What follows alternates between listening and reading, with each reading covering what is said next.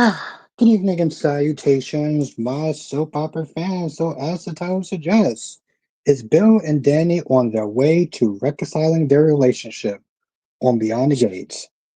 Now, we got a lot of stuff to cover. Relationship on Beyond the Gates. Now, we got a lot of stuff to cover. Wow, I did not realize how cringy that sounds. Anyway, let's sit there. Let me read the first comment. Tommy says, Mr. Sheffer and the nanny broke up. What a sad day. My favorite couple broke up. Mr. Sheffer is doing too much. Now nanny went to Holden. Okay. So Freddie's in the chat. Tommy's in the chat. Blackmon's in the chat. Rosemary's in the chat. Sean is in the chat. Anthony's in the chat. How are you doing? The number one YouTuber, of course. Queen of the South is in the chat. It's good to see you. Hope everyone had a great day. I had a great day. You know, it's funny, Sean. I guess it's just me because I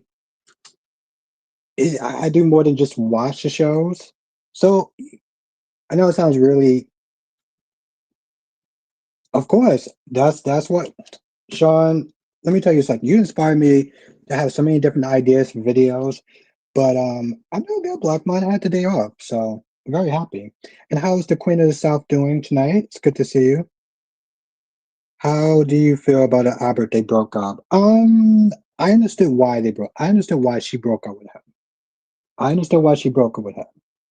In all reality, I'm kind of just like I'm glad she did because she took too long to sit there and do it. If we're gonna be honest. No, for real, Sean. Sean, I grew up in the '80s, so I have a connection to the '80s. Movies, TV shows, things that people were a little bit more honest back then than they are now. Just a lot of other things, but yeah, I'm. I understand. The thing is, Tommy, you understood why she broke up. This, like she said, this was her first relationship, and she could not understand. And 1 second, Freddie, she could not understand. She cannot deal with the roller coasters, the ups and downs of being in a relationship emotionally. Now, Freddie says, Albert's only one person. He will not be able to. So let me highlight this. He will not be able to get to every single comment. Only one Albert. So be patient with him and enjoy the stream. Thank you and hit that like button. Yes, thank you, Freddie. Freddie, you're fucking awesome. Susan R, it's good to see you. It's good to see you, Susan. I missed seeing you in the Why is everything folding like that? What's good, Francis? Yeah, I grew up in the '80s, Allison. It's good to see you, Allison. I would, I don't know if I would actually want to be in my 20s, but I appreciate the compliment, though. Thank you, Allison. It's good to see you, Susan.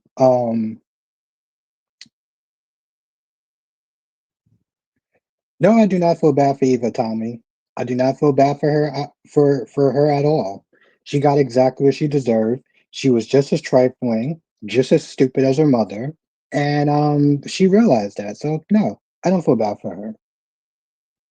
I don't feel bad for Kat either. Kat was making this more about a competition. I feel like on some level, so is Eva. So they both deserve exactly what they got. They can do better, and they chose not to. So boo hoo. I do not give two flying fucks about them. I really don't. We gonna talk about that too, Tommy.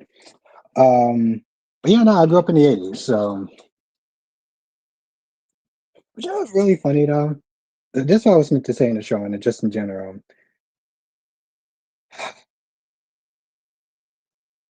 I'm appreciating the break. I'm appreciating the break. Like, listen, I love GH. I do. Okay. I love reviewing it. I love talking about it. But I'm appreciating the break. I am.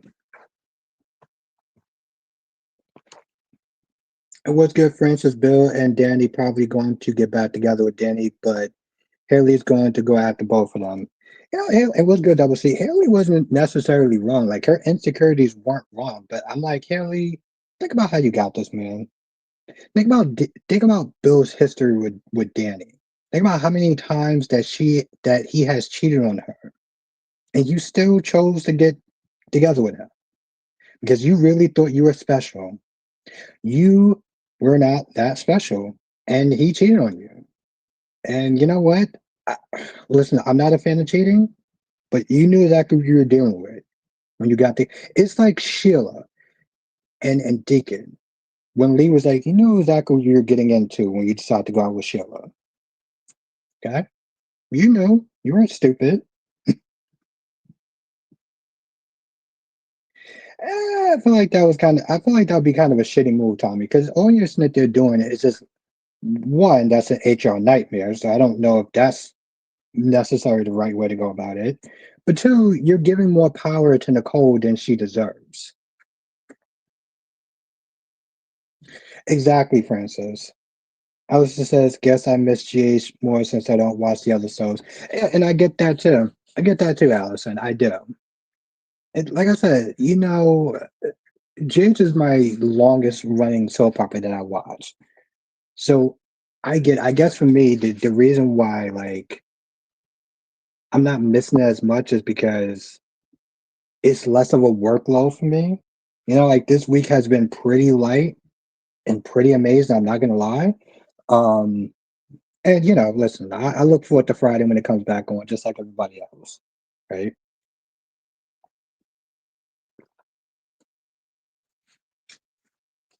But it also gave me a little bit more time to plan out the weekend streams, the stream for the weekend, which I'm very very excited for. Very excited for. Last member stream was actually really good. That was actually really good. There was stuff that I didn't even sit there. I didn't even. I was just say, yeah, it's more work for you. Yeah, I watch all five of the soaps. So, and I review GH twice a day, just like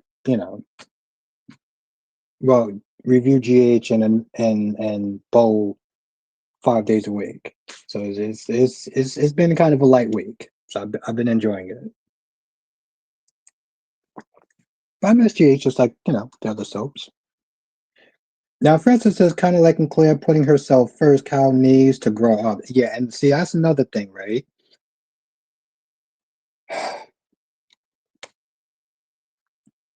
She, listen, even Jack was like, yo, listen, she's doing you a favor. And she didn't sit there and say it was forever.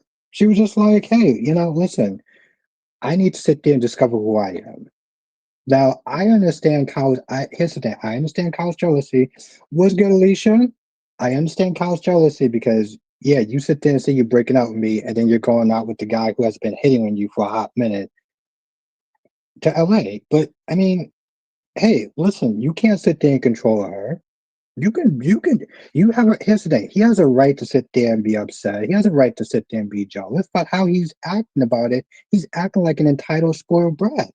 Bro, you're not doing yourself any favors. This is exactly what Claire said. Claire was like, you caused a lot of damage today with us because of the way you were acting. So, um, and of course, Audra comes there acting like a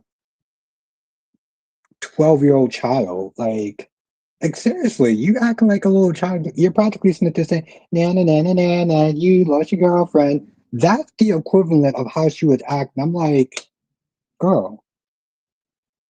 And part of me is like, at least with Kyle, he's rich. So he doesn't necessarily have to be at the office. Girl, it's probably like 12 o'clock in the afternoon and you don't have a job. Like, girl, as you said, you weren't born with a silver spoon in your mouth. And that's the thing, Francis. Like, Audrey, here's the thing, Audrey, you don't need to be sitting there digging in a cow. You need to be sitting there trying to worry about your damn job if you have a job. Because right now, Sally's doing everything she can to sit there and try to get funding for this job. exactly, Rosemary. I'm like, yo, you maybe you should sit there and concentrate more on work and less on. Oh, I got to show y'all this picture.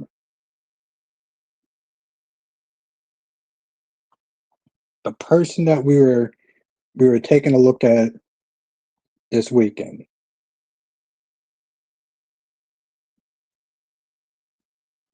That's right.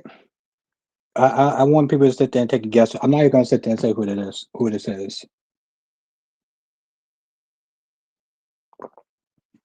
She forgot about Nate already.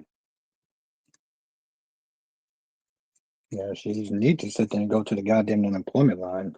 That's where her ass needs to go. Alice, Alicia says Ted acts like he doesn't even want to be on the show. Exactly. Yep. The pimp. There you go, Allison. You know, Pimp Daddy Asa. Yep. I mean, seriously, think about the fashion. That's right, Francis. Think about the fashion attire, though. She should do that. Is yeah. What's good, Amber? I mean, he's wearing a business suit with with a coat and everything like that, and then he's wearing this pimp fur. I love it. What's good, Ronnie Ron? That's right. The pimp himself. That's who we're taking a look at this weekend. It was actually pretty fun. Asa was something else. That's all I'm gonna sit there and say. All right, here's one more picture. Here's one more picture.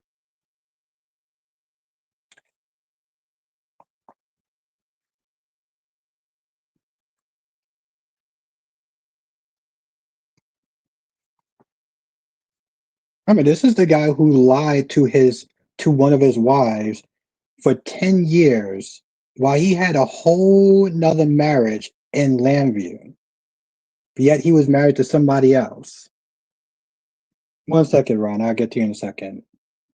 So this dude was married to Renee, I think in Landview, and yet he was not there telling his other wife for 10 years that he was a sea captain. I love it. Okay. All right, Ron. Give me a second. Let me get to you.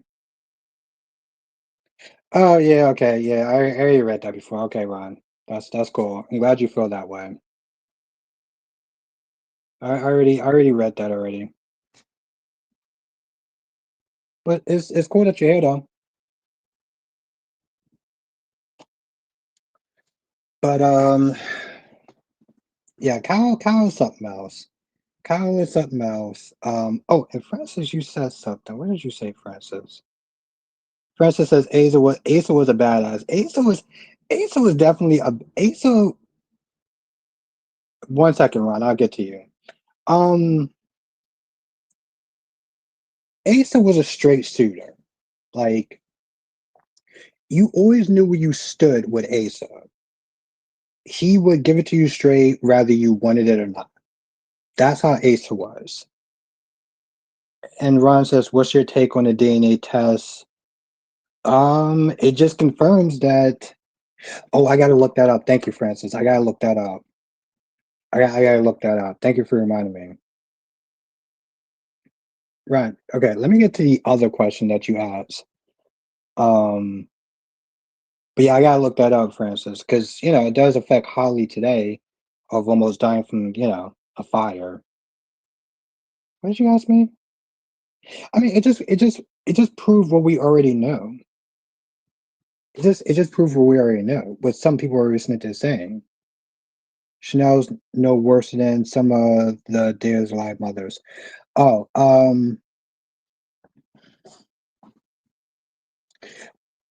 most people knew. Most people had an idea that that Tate was not the baby's father.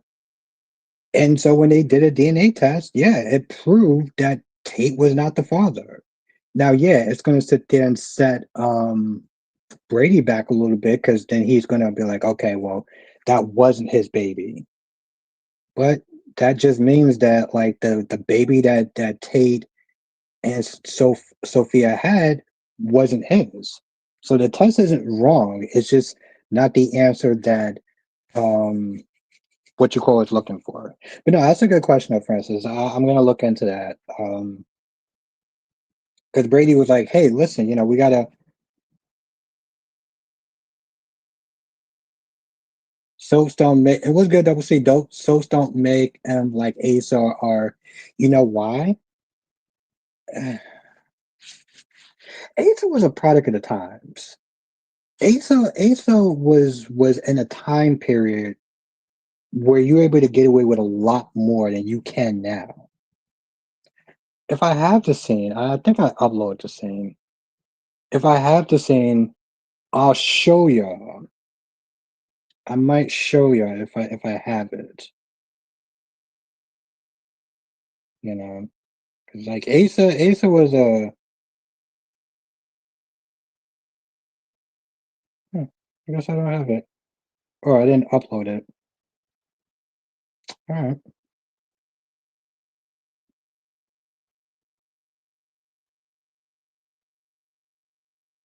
I know, I know why we all do. Yeah, yeah. I saved it. I didn't upload it. Let me see something.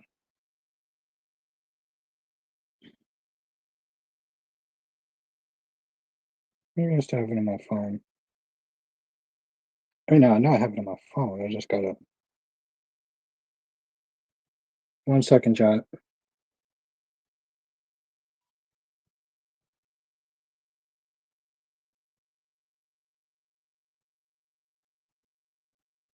Oh, there it is.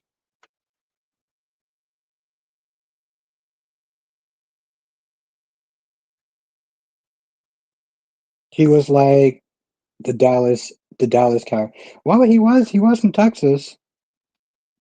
Ron says where Sophia mom is. Is that like an actual question?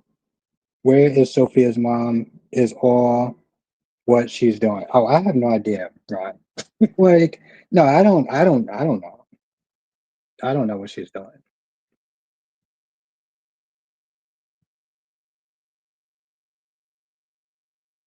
Oh yes, Alicia. Yeah, I saw yes on Instagram. I saw oh, he left because of health issues. Yeah, I did sit there and see him. Like, I did sit there and see everyone was like clapping for him and stuff like that. Um, like his last day of taping or whatever.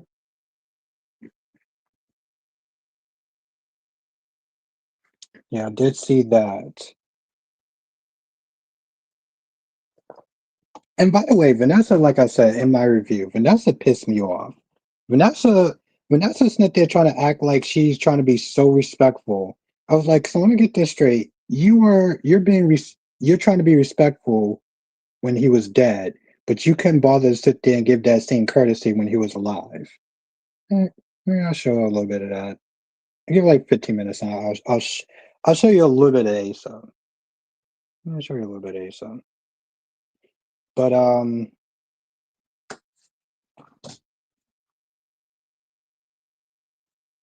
yeah, because my whole thing is like even when she was sitting there talking to that guy, whatever his name was, um, she was like, well, Doug was very respected. Yeah, he was respected by pretty much almost everyone except for you, though. It was like, who he wasn't respected by? His goddamn wife. That's who he wasn't respected by. And I can't wait until her son finds out that she has been stepping out. She has been stepping out. 1 second, Ron. She has been stepping out. Yeah, I heard about that. I know.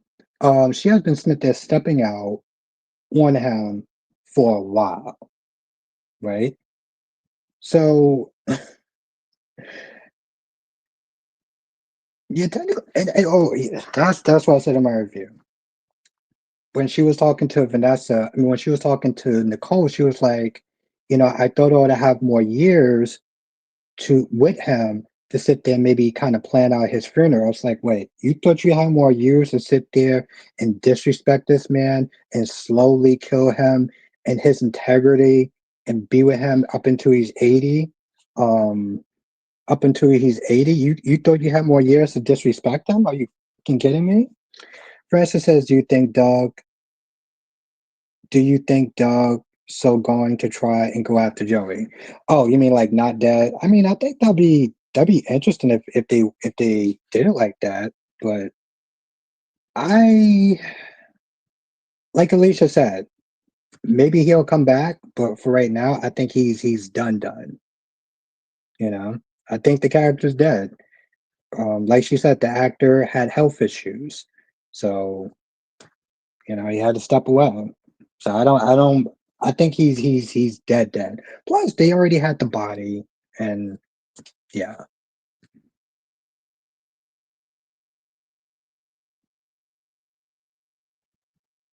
that Portia might be pregnant. And who's well, Belinda. Thank you, Francis. Yes, 25 people in the chat. 9 like. Oh, I gotta hit this goddamn like button. Now I am okay. There was a scene I'm gonna sit there and show twice in the stream. I'm gonna show it twice in the stream. That I'm gonna show it twice in the scene in the stream. They had a body, yeah. Yeah, they had the body. So like I think that he's dead. They was like, we didn't do an autopsy yet to sit there and find out the cause of the death. Okay, yeah, now 10 likes. Ooh, that's what's good, Jonathan. Thank you, Rosemary. Yeah, hit that like button. How are you doing tonight? Got a lot to talk about. We got days to talk about. We got yesterday's point of days. And what's good, cherry ice cream? I was gonna sit there and make it about that topic from days, but I didn't want to sit there and like I didn't want to I want it to be a long-winded discussion.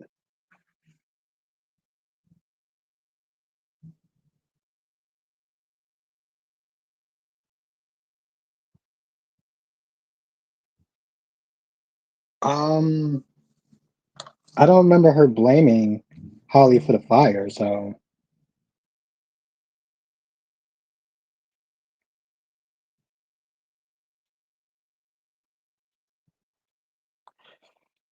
yeah.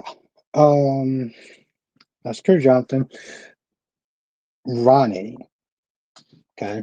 We'll talk. We're talking about GH. Because it was only like one episode, but days are starting to become boring to me again. See, the thing is, like, they had an interesting part yesterday, but like, I wouldn't sit there and go out and review the whole episode. Yes, but the thing is, though, Jonathan, yeah, what she did was despicable. But what Chanel did was selfish. Okay, Ryan, thank you. That I would have loved to did that if that's what I did. What Chanel did, I mean, there's a couple moments, obviously. There was some moments in there. There was some moments in there that was good. And one second, Francis. Um, all right, let me answer your question, and then I'll talk about the moment. Francis says, Albert, don't think that is Nate Britt's reaction and the look they gave each other. Suspicious fake DNA test. Maybe Peter's alive, had surgery, looked like Nathan. They were brothers. That's true. That's true. I mean that's a theory, and I don't know if they go with that. I think it would just be kind of lame. I think it'd be kind of lame. So I hope they don't go that direction, Francis. Now, Johnson says, yes, Chanel doesn't believe Johnny and she blames him for ruining the adoption. Okay, so this is what I was going to sit there and say. Just speculation. No, no, no, no. You're not the only person that had that same theory. I've read other people have that same comment as well.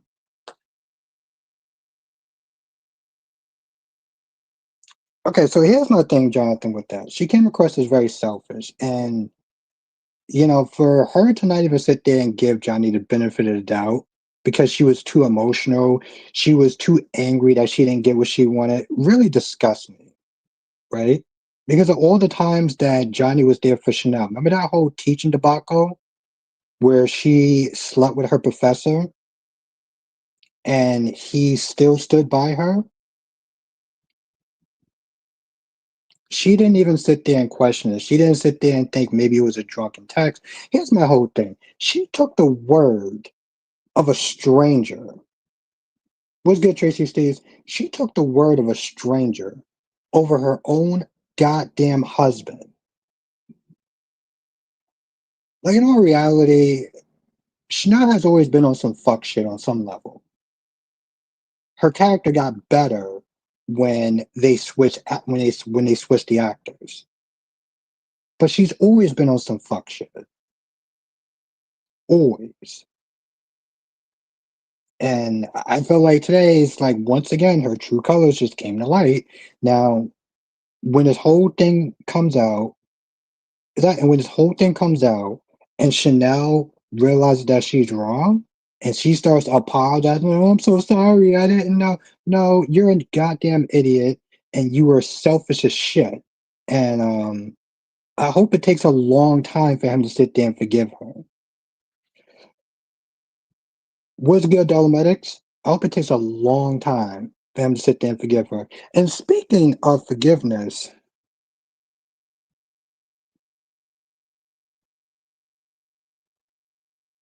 that's a good question, Ron. That's a good question. I don't understand why they're not trying to adopt a baby.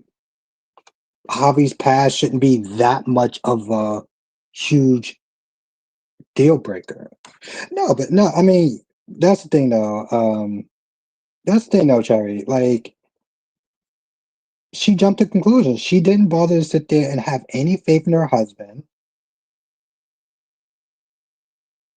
Yeah, we're gonna talk about that in a second, Jonathan, because I got some stuff to say about that. But that's the thing, though, Cherry. I know it's coming across like I'm heartless, but let's be very clear, though. She took the word of a stranger over her husband because she saw a text, and he's like, "Hey, listen, I don't know how that got there. I don't know what's going on."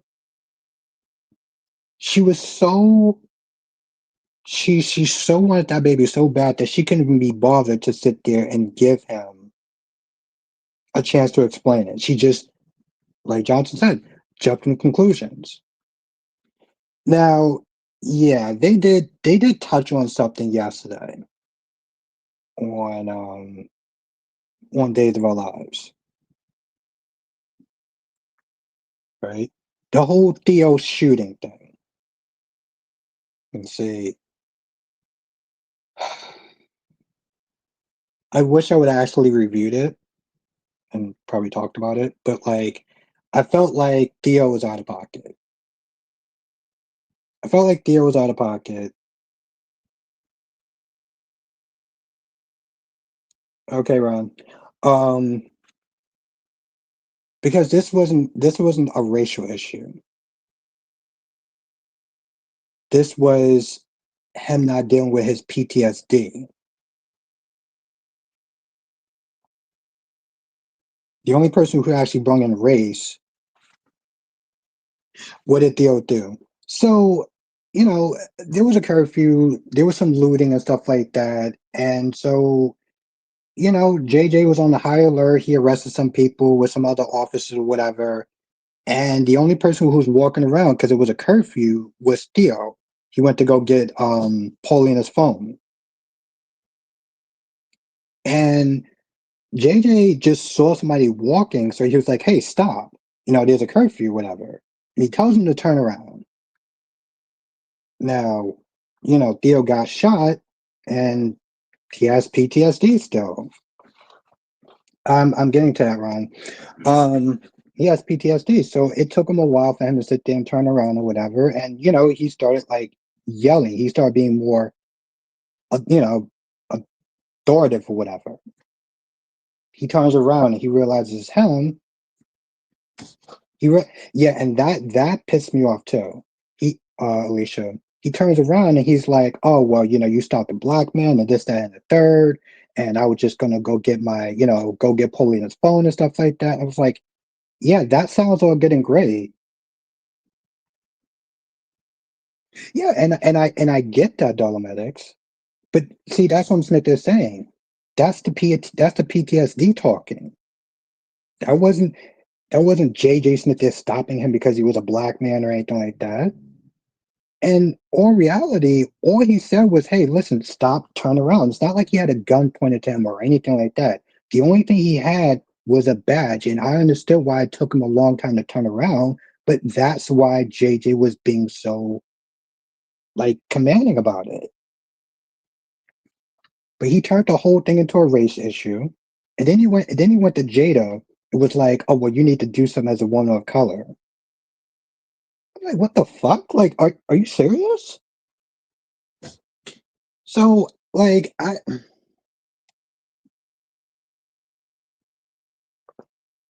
JJ literally did his job. There was a curfew. Yeah, he didn't know about it, but he told him about it afterwards. We're good, Jess. But that's what I'm saying. That was more him dealing with his PTSD than what JJ did as far as overstepping or being too harsh. Like, no, that wasn't. No, we're not doing that. We're not going to sit there and bring up the race card. What you need to sit there and do is deal with your PTSD.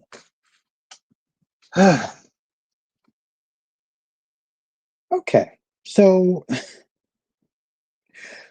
we didn't talk about this on Beyond the Gates. Theo believed that JJ had a gun. He would have. Yeah, and again, we all get that, Jonathan. Like, I get where Theo's coming from, but he was still out of pocket. Again, this is his PTSD talking, and him bringing in race where that was not the issue, and it bothers the hell out of me.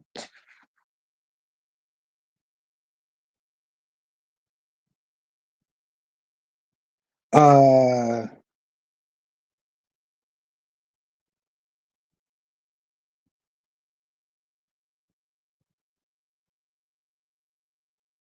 I,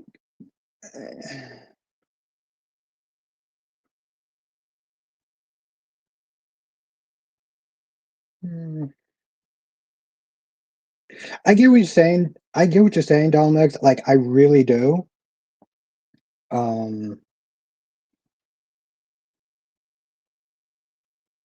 yeah, we gonna agree to disagree on that. Now, Tomas, right? Tomas. Eva. You know,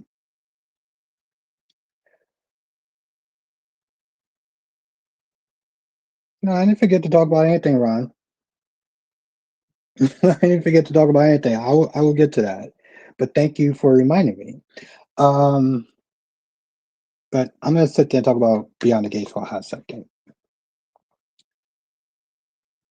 Two Tom and Tomas. My whole thing is like,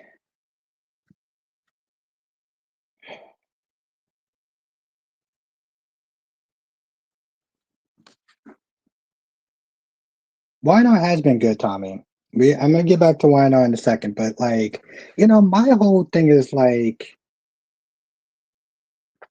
listen, Kat tried for for all for for all her faults, and she really does. She came over there and she tried. And honestly, to tell you the truth, I felt like if Thomas actually got out that shower, got dressed, and was a little bit,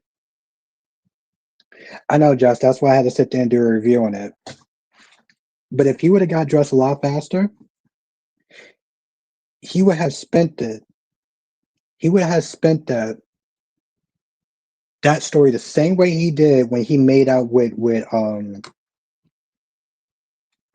when he made out with Eva the first time. And after Cat, and that's another thing. Eva spent so much time sitting there defending Tomas and his sex abilities and and exactly and talking shit about Cat and everything like that, and talking about how you're the problem, this, that, and the third. The minute that she left, after she called them both trash, which I give it to her. Tomas was like, well, I didn't mean to lead you on. I didn't mean to hurt you. And, I still want us to be friends. And I'm like, what? Which I'm not even surprised about because Kat was like, hey, listen, you told her something that was very intimate about me and you. Eva was like, oh, he tells me everything. Yeah, you don't think that when he gets with you, when he's somebody else, he's gonna be sitting there spilling the beans about whatever y'all sitting there doing to the next girl? You can't be. Oh wait, you are that stupid because you're just as dumb and delusional like your idiotic dingbat of a mother. That's the truth of the matter. I give her points because she did sit there and call herself out on it, but I'm like, and then she gets all hurt and everything like that. And she's all like, oh, you can go now. And then she sits there and starts crying. I was like, boo boo, you did that to yourself. I do not feel bad for you. You got exactly what you deserve. Kat's dumbass goes back to her cousin. And listen, I generally do not have, I really don't have use for Chelsea. And yet Chelsea was the MVP that was sitting there saying, you need to leave him. You can do better. I get so confused with Thomas. Like one minute he's all over Eva, but the next he rejects her. Like, what is it? Like Jonathan says, he doesn't know what he wants. So maybe he wants both of them. Or let's be honest, there's things he likes about Kat. There's things he likes about Eva. Right? That's the truth of the matter. He likes things from both of them. But facts, Alicia, facts, yes. Okay. Because it's Halloween. Well, I mean, because it's October and it's gonna be Halloween. What's good, Queen Janet?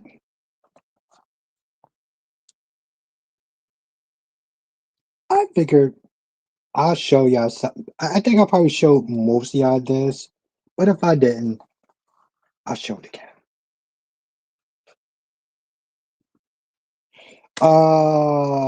Friday. Which again, I just want to sit there and say, I know people are missing GH, and I kind of am too, but I'm also really happy for the break. Anyway, like I said, it's Halloween, and I want to show. Well, I mean, it's October, and I figure since it's October, oh, you know what? I gotta sit there. I gotta sit there and show y'all two things.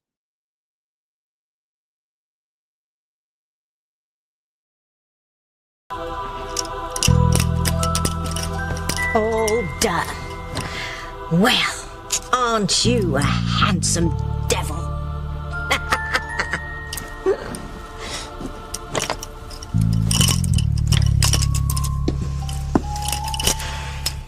Grace is going to regret it if she goes up against old Tabitha. Isn't that right, Timmy? I said, isn't that right, Timmy? Timmy! Oh hell no!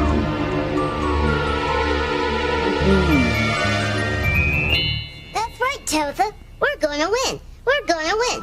Poor Grace. Poor Grace.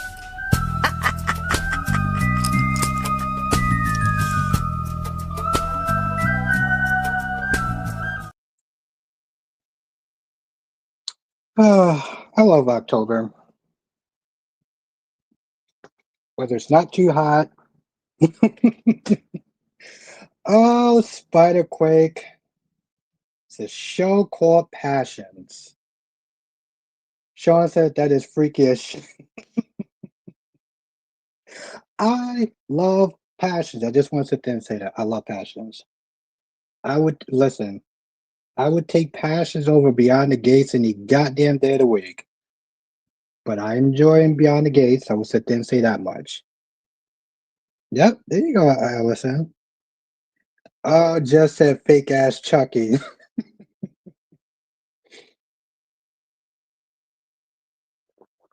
Hey, Spider, you know what? I'm glad you're here. Passions knew where it stood. I want to see Baby and Dora. If I can find that scene, I may actually show you, Ron. So, Spider. Okay. So Spiderquake said, I'm just gonna throw you under the bus for a hot minute. Spiderquake said that he thought it was a good idea for Sunny and Carly to go to Monica's funeral. Okay? I just wanna hold up. Let me just put you right there. This guy right here said that he thought it was a good idea for Sunny and Carly to go to Monica's funeral. Just because of the legacy. Okay. Just let's just remember it. This that's just as I agree. You agree what? Glad they did. Exactly, Sean. Jess, are you agreeing? Are you agreeing with that? Are you agreeing with that?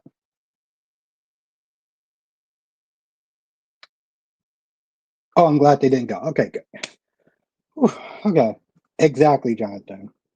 Just case. It's a little reminding. Find this goddamn scene.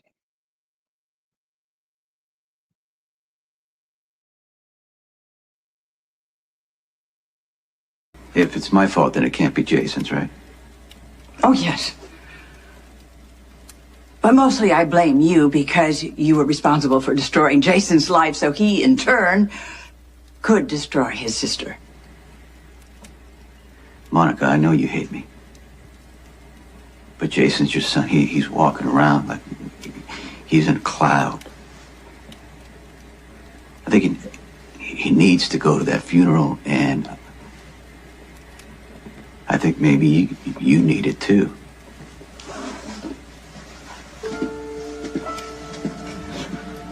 I need the Jason that I had before you made him a criminal.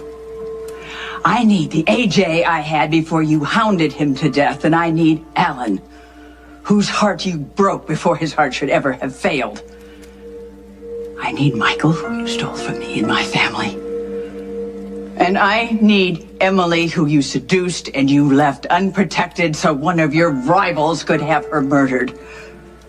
I hope you rot in hell for what you have done to me and my family. You are an evil, selfish man, Sonny. And I really hope that one of your enemies tracks you down before you destroy your family like you have destroyed mine. Now get out. That's right.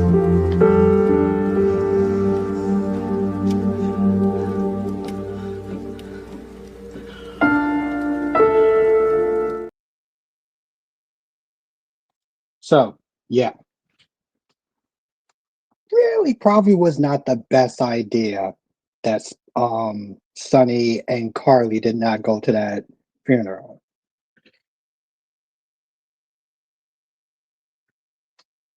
So yeah. Now I can't find my goddamn fork, so I'm gonna go and get it. But one of the few people who could check Sonny and Carly, damn right.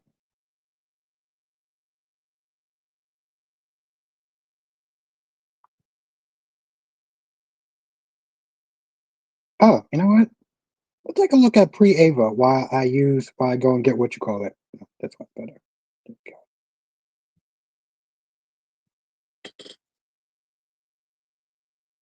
I gotta go get a fork.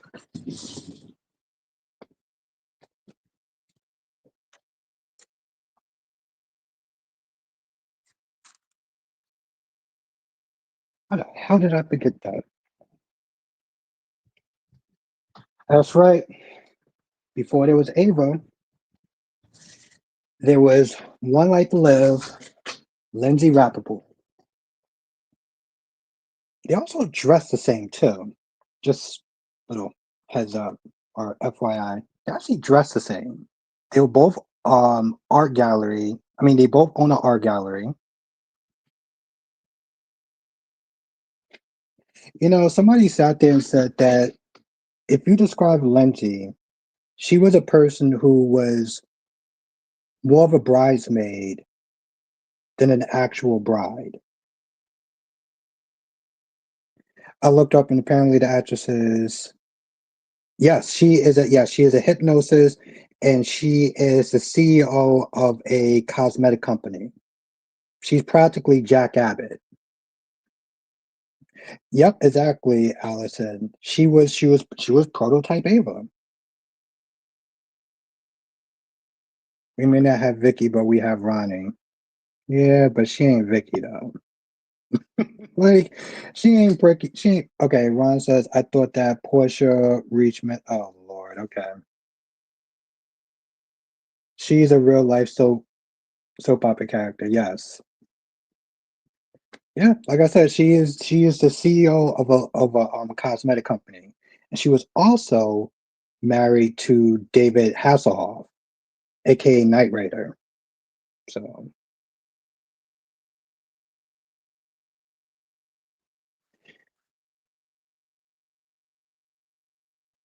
yeah, one more on that. Um, Alicia said, history aside, it was kind of weird that they were there on some level because in real life, I'm sure they actually, well, yeah.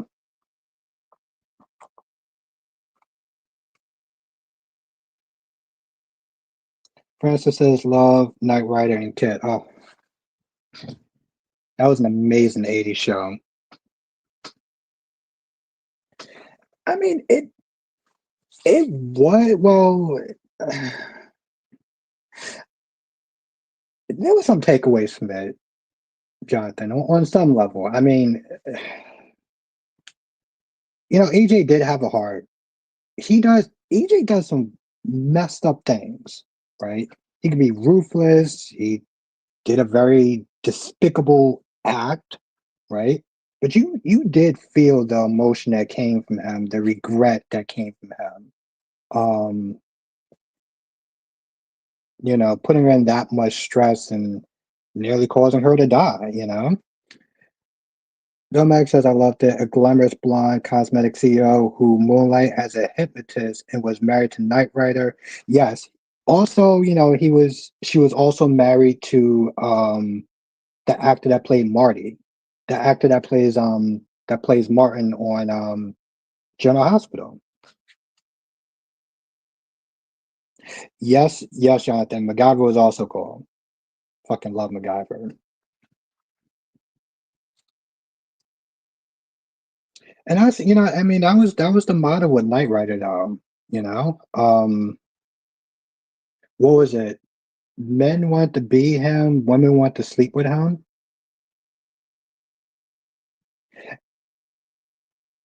Alicia says, problem is AJ just can't stop being a criminal. No, he cannot. No, he cannot. No, he cannot. Oh, didn't know that though. Yep, she was married to Todd. I had a picture, but I got rid of it though. I had a lot of pictures. I actually had to sit there and like kind of like erase some of them.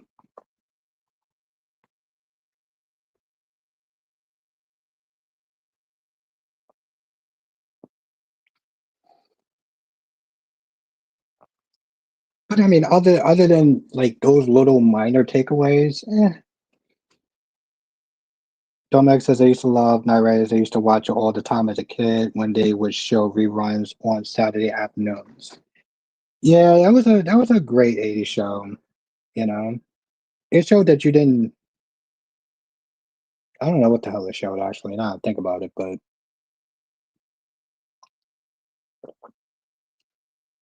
It was a cool show. Alicia says, and EJ doesn't have to be guesses in his DNA. And Gwen, right? Gwen and Leo.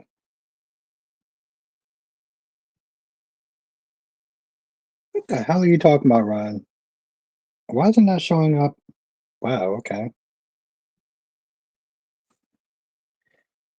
Tony needs to forget about Kiriaka's company and focus on the man. Also, please put your wife, Anna, as CEO, not Gabby. She should do OF. Yeah, that's not patronizing or sexist at all. Oh, I know, Jonathan. So you know, I was going to sit there and say, what's that boat show with he just passed away too. What was that boat show that that wrestler did? So good, Eagle. How you doing tonight? Send me that boat show. He just Hulk Hogan in the boat show. You know what I'm talking about? It was like Knight Rider. Yeah, it was like Knight Rider except for on the water. I heard of it though, Medics. It was I actually saw a little bit of it. It was it was kind of bad. Oh, Paradise and Thunder. Thank you, Sean. Yeah, Paradise and Thunder. Yes. Eagle said, but I could not hate Sophia as a character, and but I could not hate Sophia as a character and actress anymore than I already do. Oh yeah. Oh yeah. No, Sophia. Listen, Sophia is trash. Sophia is absolutely fucking trash. Um, I don't. You know the thing is, I don't hate the actress. I don't think that she is a good Sophia. I don't think that she can act, and I don't like the fact that like Days just decided to just say F it. Like whatever happened to quality? Domax says it was cheesy, but I love that they had a team of talking cars, although the two motorcycles were stupid. And I mean, yeah, they had different personalities. Like I'll give them that. They had different personalities and stuff. It was still shitty though. Like and Viper was yeah, Viper was Viper. And I don't personally hate the actress. Yeah, she's just not a good actress. Sophia time in Salem is probably running out. Yeah.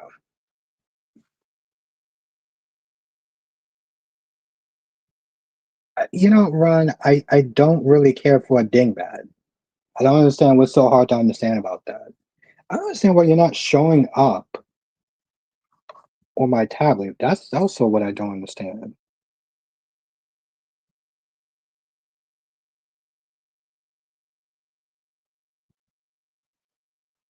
Yeah, you're not.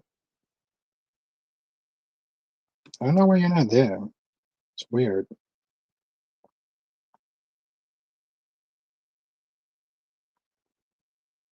Yeah, Marlene is still on she's still on days.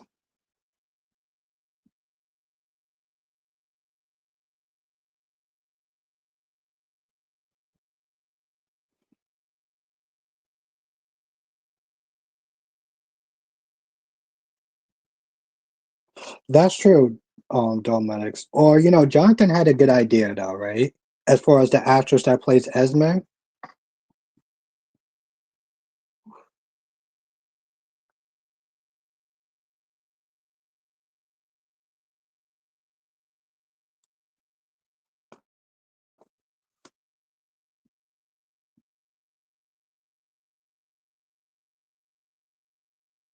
Yeah, one more picture. Allison says, does she have any kids left in town? Who? Oh my god, it's so fucking hot in here.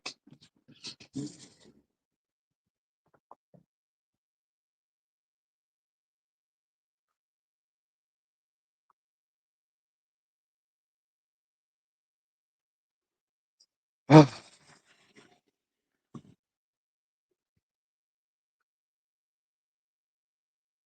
previous actress that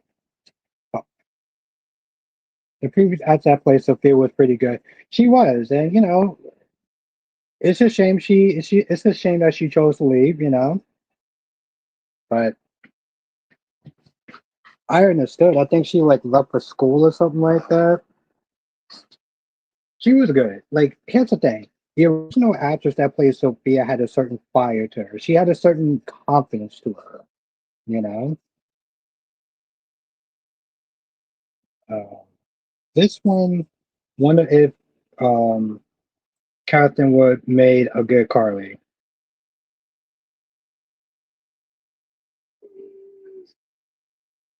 Would Catherine Hickman make have made a good Carly?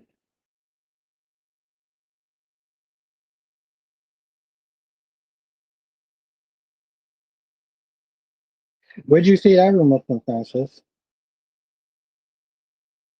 And Jonathan have a good idea of Sydney's entry story.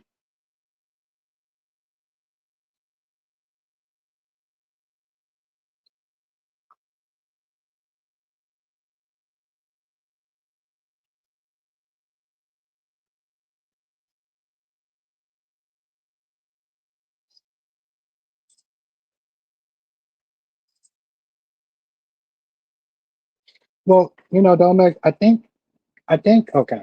And granted, I'm just kind of spitballing, but like,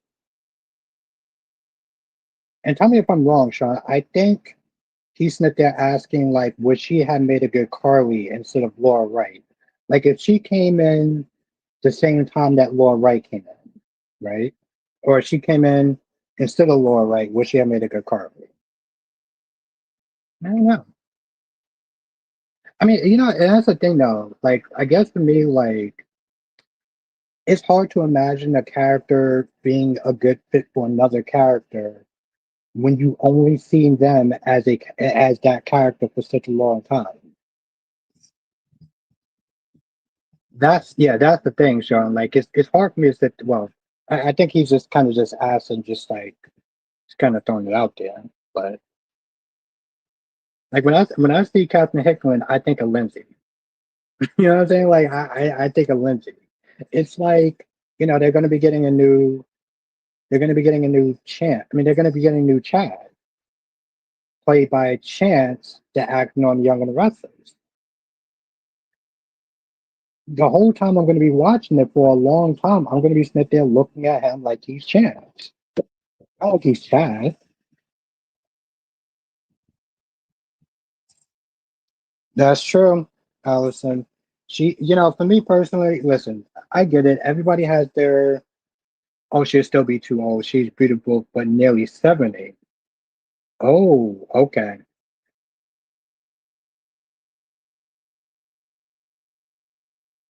Yeah.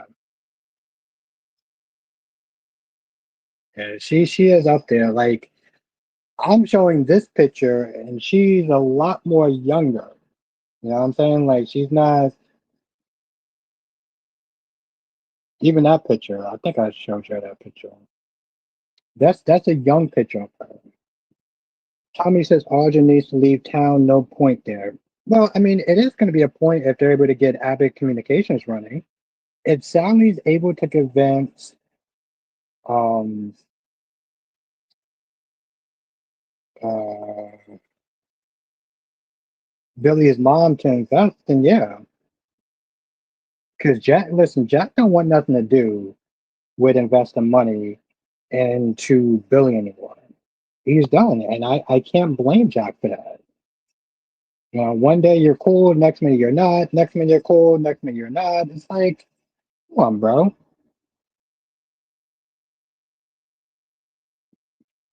Well, that's the thing, Tommy. He's entitled. Remember how he was when Diane fired him because Kyle was not there being a dick? Oh, okay. Now Johnson says she looked like she could be a recast of Brooke Logan if Captain Kelly Lang ever needed to step away. Have a good night, Sean. Yeah, and I get it. I get it. Like some people have their version of Carlos that they like, and that's cool, right? People are entitled to have their own opinion. I'm just gonna sit there and say right now that Sean is not. He doesn't think too highly of. Yes, exactly. My guy Jonathan is always on point. But and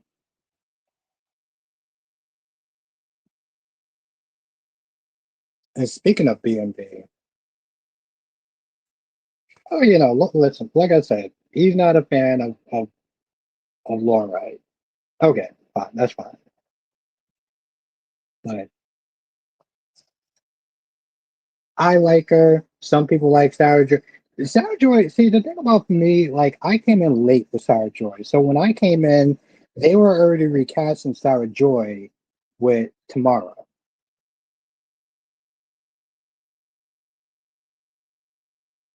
YouTube somewhere, it's been a while ago. Okay. One of those spoiler channels, I imagine.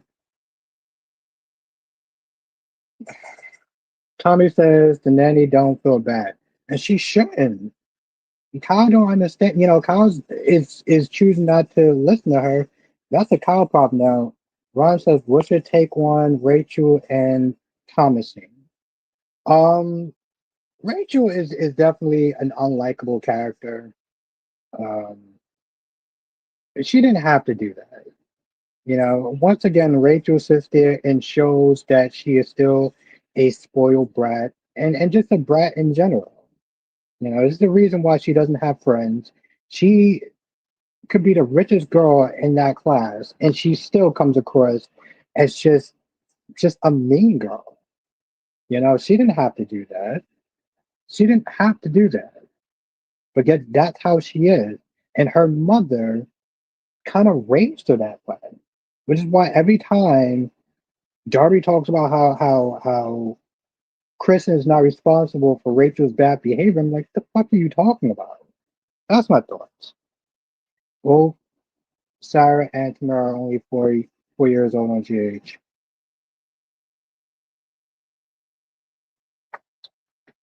Yeah. And now there have been several Carly finales. Several.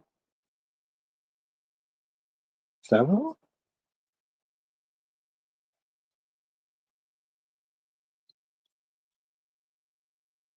Yeah, listen, I love Law Writers Carly.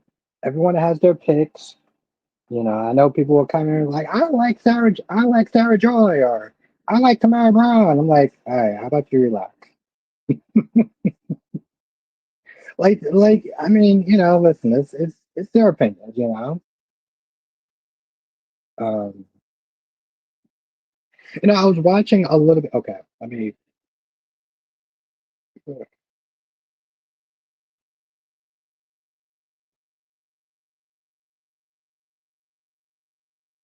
must kind of forgot what I look like. Um, I was watching what do you call it? They call it something. I think it's called like Steve and Brad, but I still think of it as Stone Cold and whatever. And you had Steve and Spinelli, whatever, talking to Steve and Spinelli, Smith. They're talking to. Yeah, I know. Listen, she's always gonna be that VR Troopers chick. Um, yes, I did, Rod, and that's why I said Kristen is, you know, responsible for that. Eagle says Victor's wife has settled for Victor the way she was settled for Victor. Yeah, exactly, and that's the thing that like Lauren was like, you pretty much was good to marry. You're pretty much condoning his behavior, like, and I just stay out of it. Like, the hell is? Well, listen, when you're married to a billionaire, I guess, Janice says, is Luna ever leaving B&B or is she just going to go on vacation? Why would she be leaving B&B? I mean, her story right now. Have a good night, Francis. Yes, I will see you next time. I got so used to Smith there, because a lot of times, tomorrow I look at Ron, you asked some weird ass questions. I'll get to your question in a second. Yeah, I just I totally forgot about that, tomorrow. I was like, I get so used to showing like the pictures and stuff. Like, I do gotta show a couple more Asa pictures though. Janet, somebody was Smith there. Somebody was Smith there. Oh, it was Jonathan that said that the actress is like she got cast to do like a full-time show or something. And Ron says, how is Trina going to react if her mom, who might be in menopause, is pregnant? Is she going to have a sibling? I don't think that she would overreact. I don't think that she would overreact. I just think that she would. I don't think she would overreact about the pregnancy. I think she would be upset that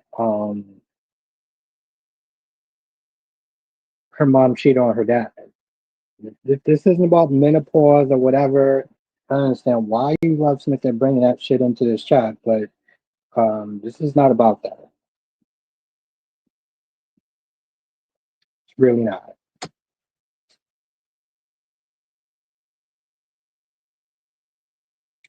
Uh, I thought she was like, well, I have no idea how old that. I have no idea how old that little girl is. All I know is that she is a Kristen Demera Jr. And you know what, Chris? Listen, will you stop thinking about it?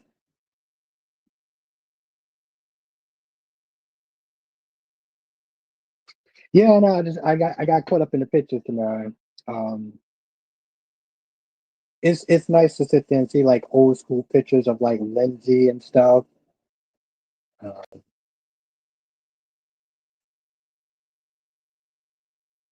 exactly, Alison. Now, Ryan is wrong. That's what I'm gonna sit there and say. Oh, that's what I sit there and say about GH. Yo, Tracy was doing too much. Tracy was doing too much with Ronnie. Listen, I get it. Ronnie showed up out of nowhere, haven't been in her life for years, shows up the day of her funeral. So she's like, what's going on? But it's not surprise. It's not. No, Ron, I don't. Um, it's not. It's what I'm saying. Like, it's not impossible for two people to be estranged for shit that went on in the past and just kind of going their own path or whatever. It didn't mean that she didn't love her sister. Like, honestly, tell you the truth, her sister's grieving, and you decide to act like.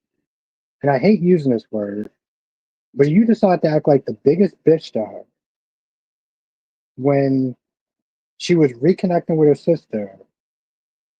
And see, that's my whole thing, Allison. I get grief.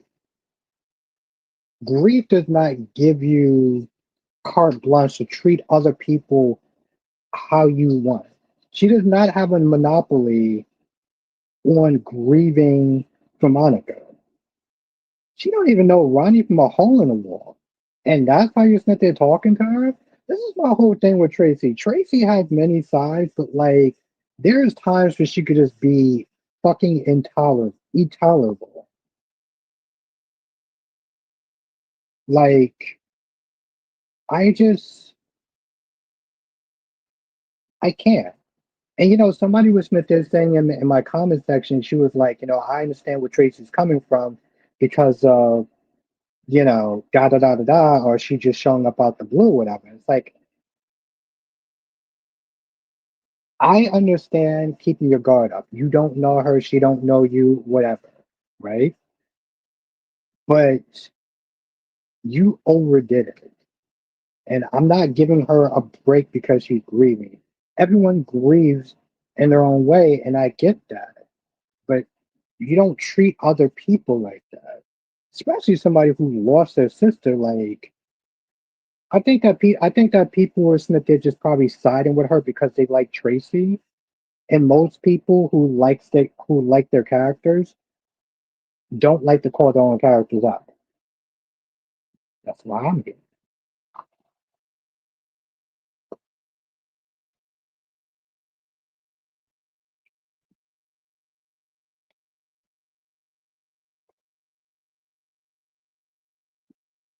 Like an investigator from behind her back.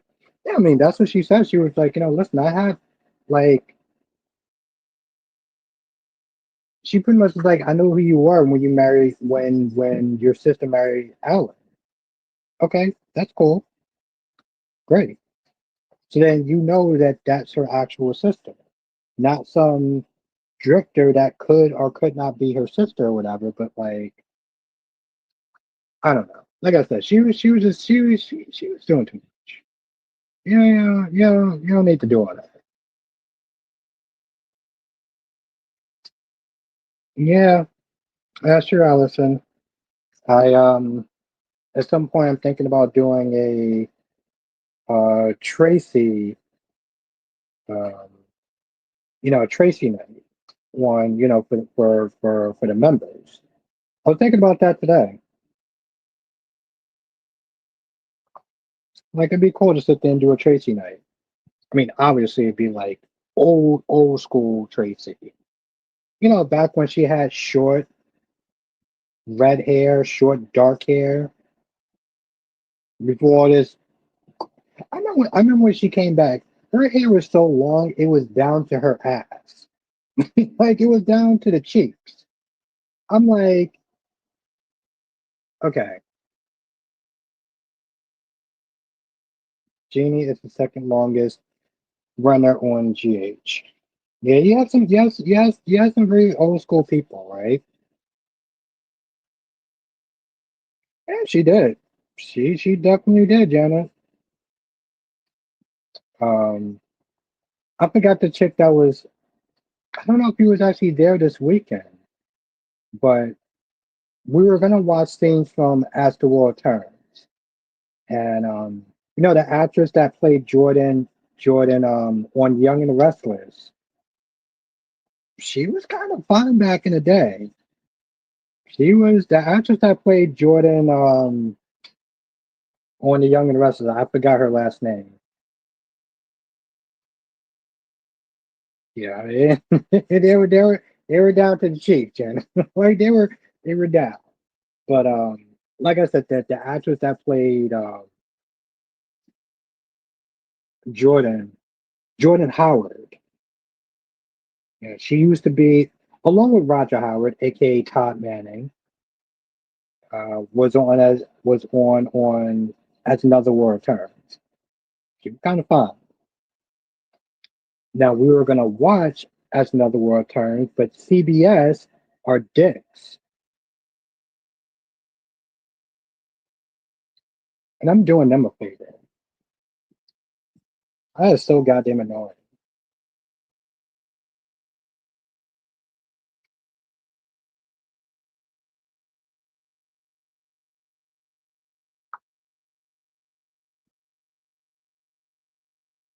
So,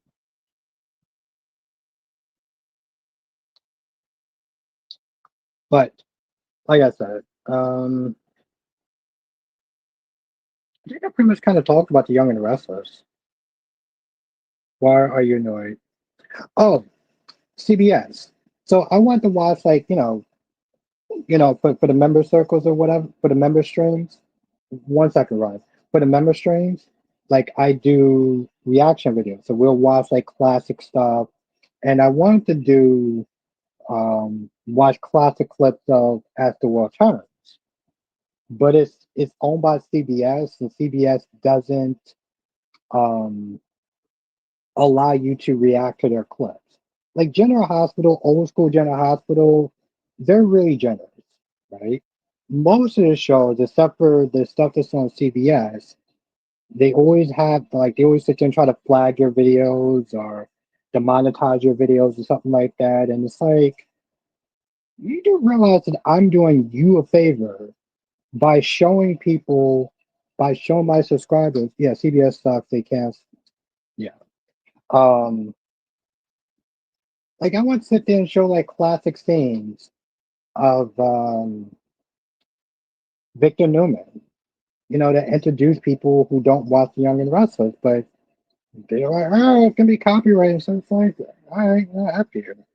Nuance says, how do you feel about Jeremy Horton coming to Salem? He's somewhat from Salem. I think it's going to be interesting. I think it's going to be really interesting. Um, I think you get like a good, like villain guy coming in trying to kill people and stuff. I think that'd be pretty interesting. Yeah, Terry. So it's like I tried to show like old school clips of The Bold and the Beautiful, and they started flagging the videos left and right. I'm like, you do realize that like I'm promoting your stuff, right? But I'm like, okay, you know what? Listen, y'all want to be dicks, y'all want to, fine, good luck.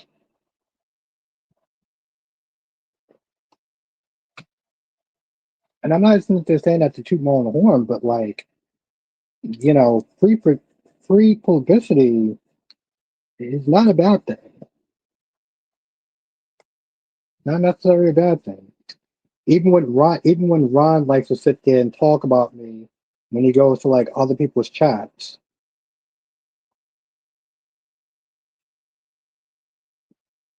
which listen, I love living in people's head rent free, but be going up in James chats and if they're talking about me, I'm like, bro, fuck you doing? Like, why are you going in JoJ Media's chat to sit there and like,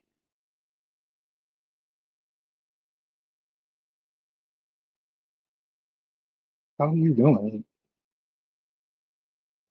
You're talking about me with Candace Mack and shit. I'm like, what the fuck is the matter with you, bro?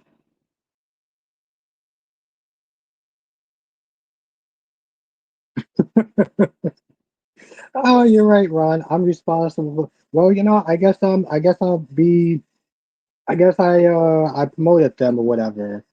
Well, yeah, you're right. I did get Passion's cancer. You're right, Ron. Seriously, Tracy, he be going up in James chat talking about, oh, Albert wants to sit there and get what you can as Mac. What are you doing? Like at first I used to sit there and find that shit funny, and then after a while I thought about it, I'm like, the hell is the matter with you?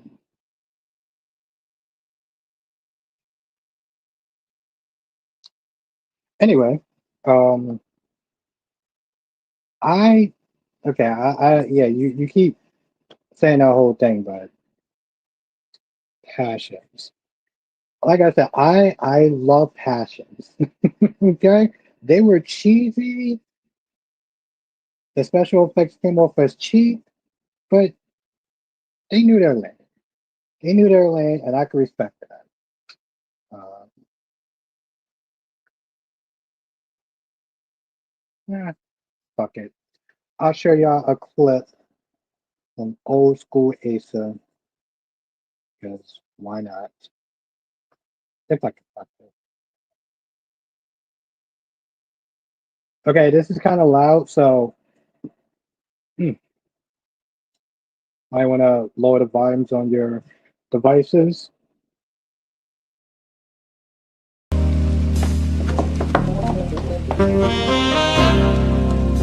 Oh, Lord.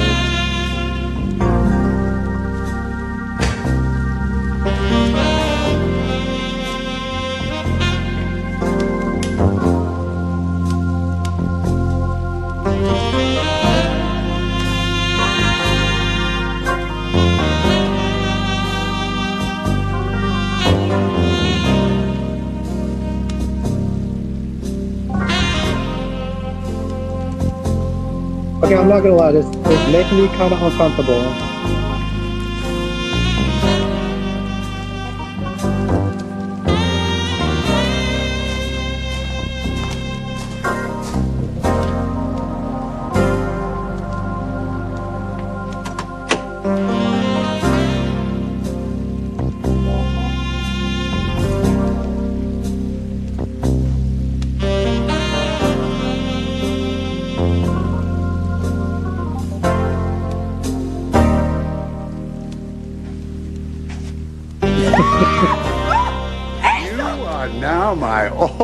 my favorite daughter-in-law. Please, throw something on. Cover yourself.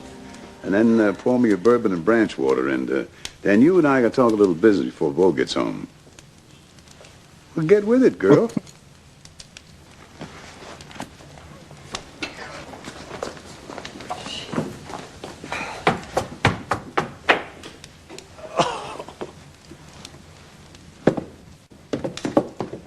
Oh, it was nice while it lasted. About this business. Well, are you going to make me a granddaddy or not? You want grandchildren? From Bo and me? Be nice. Don't you have enough already? Oh, I got a herd. Vicky's 2 boys. I mean, I really like them, but they're not my bloodline. And I'm crazy about Jessica, but she's, she's a girl. You noticed. Oh, And then it's Drew. I mean, he's blood, but he wasn't hand-raised Buchanan. He turned out to be a one-trick pony, and his trick was usually a con job.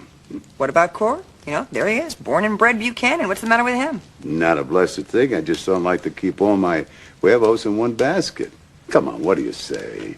Come on, help me pump up that Buchanan bloodline and give me an heir. Or has your well run dry?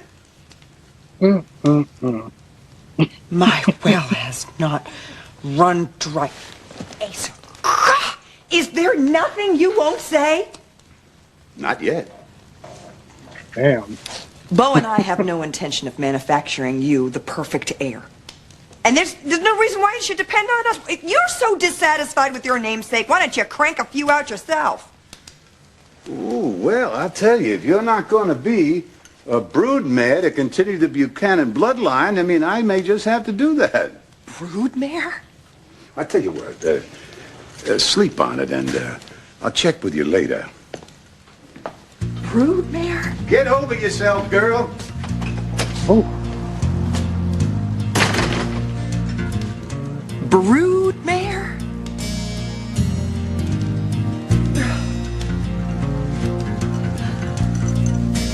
wow. Stupid idea.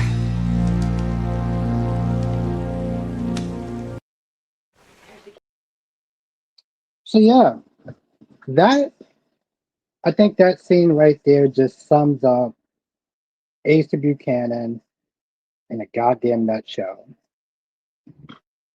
Dude was sexist. Janice said, "This is pure soapy goodness." Yes, I don't know if you were in the live stream for the members when I did the whole Asa Buchanan night, and I showed like a bunch of other clips, but and they were good. They were good. I think I did that Sunday. It was Sunday. Alice said that would never fly. Let me highlight that. Let me highlight that. That would never fly today. Yes, it would never fucking fly today. Thank you. Yeah, we're gonna talk about that. Um, I don't know if I mentioned it before you got here, but yeah, we'll talk about that. I The opposite political correctness. Oh, he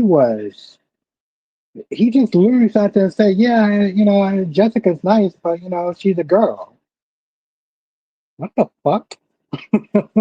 That's why she was like, "Yo, is it anything that you wouldn't like? Is it anything that you wouldn't say?" Whatever. He was like, "Not yet."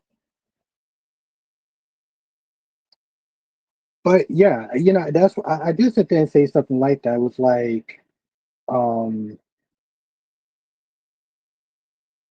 her insecurities was right, but I'm also just like, how you what's the saying? How you get them is how you lose them, right? You know that he was a two-timer. He no different from Victor Kiriakis.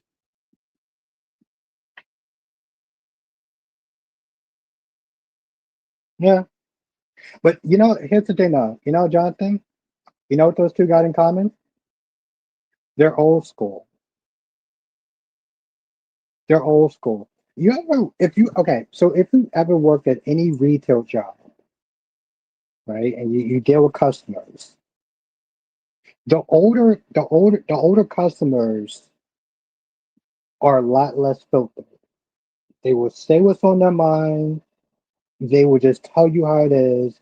They are straight shooters to a T, right? Now that could be a good or a bad thing, but they are straight shooters. Victor Kiriakis and Asa Buchanan were both old school, right? You know, that line about, oh, well, yeah, I don't mind having grandchildren, but, she's a girl, so, she's useless. And Alistair Crane was good, Lady V. Alistair Crane was another person who was sexist, right? Remember he talked about his daughter and being like, yeah, but, she's a girl, you know? Alistair Crane was also very old school.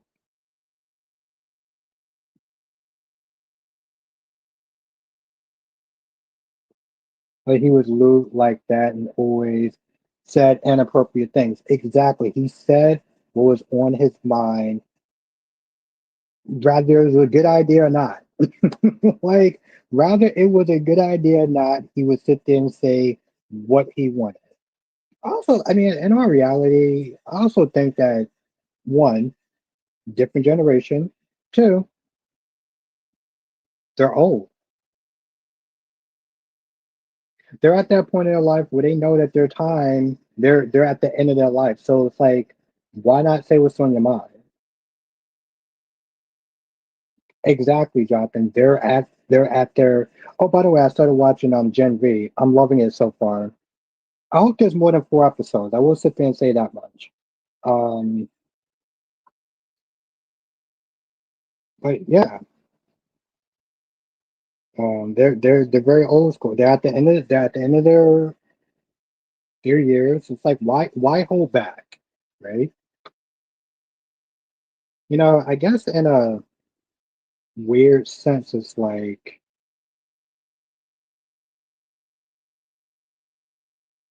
okay, good, good, good, good, Jonathan. Tommy says, why will Jack work with Victor? Not a good idea. Yeah, everyone Smith is saying it's not a good idea, but you know what they say: the enemy of my enemy is my friend, right? I think that Michael Baldwin, um, I have a feeling that he kind of likes being controlled. Lauren Fenmore is a very controlling woman. She's a very controlling woman. You know what? Listen, on some level, I get that she's an older gal, right? I get that she had to be that way because, growing up in the 80s and in the 90s, the world was a lot more sexist. You had to have a certain, factor. But I'm like, you don't need to always have that with your husband.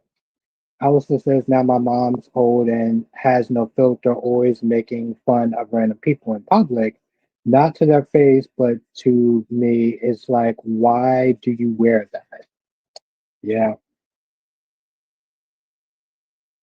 Yeah, but but that's my thing though, Cherry. Like I get that Lauren Fenmore, like you had to sit there and have a certain um gusto. You don't need to have that all the time though. Johnson says it's only a matter of time till Haley lose Bill and Andre loses Danny. But we all know Andre really wants Ashley. That's true. That's true. And listen, Derek's a scumbag. Shanice is doing too much. Okay. I mean, Shanice guilt tripping this man for X amount of time. I'm like, okay, enough, Shanice. I get it. You don't approve of what he's doing. No one approves of what he's doing. I don't even think I don't even think he approves of what he's doing, but he's desperate, for Ashley, out of all people, but he's desperate. So, okay, fine. You spoke your mind, let the shit go. Nobody, even with Anita today, even Anita and Nicole. Nicole, I'm like, girl, why don't you sit there and focus on your own failing marriage? Focus on your own shit for a while because you doing too much. Sit there talking down to Andre and trying to psychoanalyze him. I'm like, girl, you out here sitting there having divorce parties. Maybe you're the one that actually needs a therapist. I'm not approving what Ted did, but like, you want to get back at Ted by dating his business partner. Are you even considering how that's going to affect Carlton? Or are you just sit there just thinking about your own feelings at this point? Like, mhm. But I will sit there and say, okay, I've been talking a lot of shit about Beyond the Gates, and I have to sit there and say this shit. Don't get me wrong, I love Days of Our Lives. I think they're in a bit of a slum right now. But them being a bit of a slum is actually making Beyond the Gates. I get some Chinese. It's making Beyond the Gate the better soap opera. Felt like I just died a little bit inside, but I need to say that.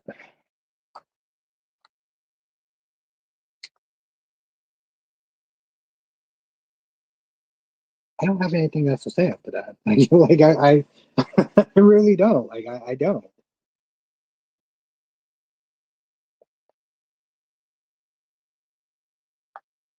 Sure, but that's good to know, Jonathan, because I was kind of like I'm loving this season of Gen V. Yeah, she wants to stick it to Ted. And that's the thing. Listen, I get the whole Stella got to get her groove back and shit. Like I do, but like I don't know. Part of me is like, you lied to this woman for like 30 years. I can't sit there and knock her for wanting to get revenge. Like I can't. You know what I'm saying? Like, listen, even for like the whole bro code and shit, I have to sit there and look at Ted and like, nah, bro, I can't. Like, I can't side with you, my guy. I can't do it. Um, but like, okay, whatever. I'm like, I still think you're being a little bit too much of a busybody. Oh, her and her latest issue, girl, they got blackout drunk and married. Like, yeah, it's a little tacky and stuff like that. Okay, fine, I get that, but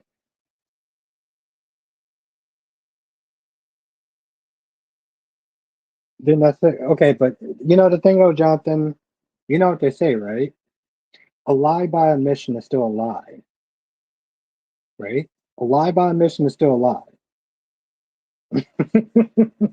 Come on, my guy. You know what I'm saying? Like, I get it. Men, we gotta, we it's not DNA on some level to sit there and kind of, stand up for other men, but we also gotta sit there and hold each other accountable.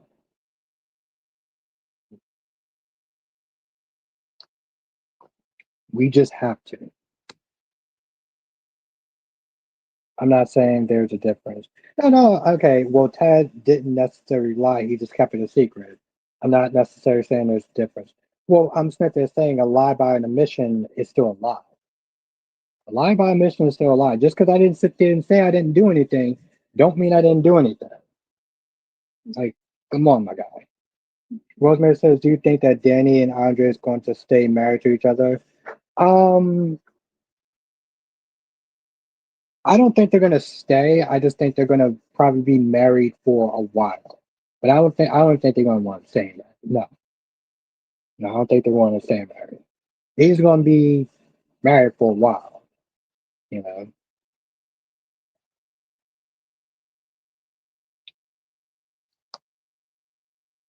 But yeah,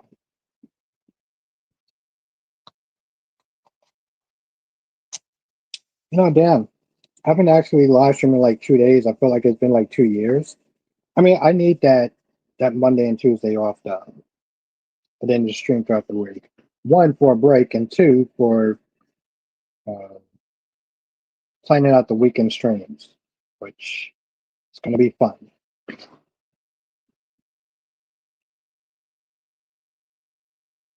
But yeah, I mean, Haley, listen.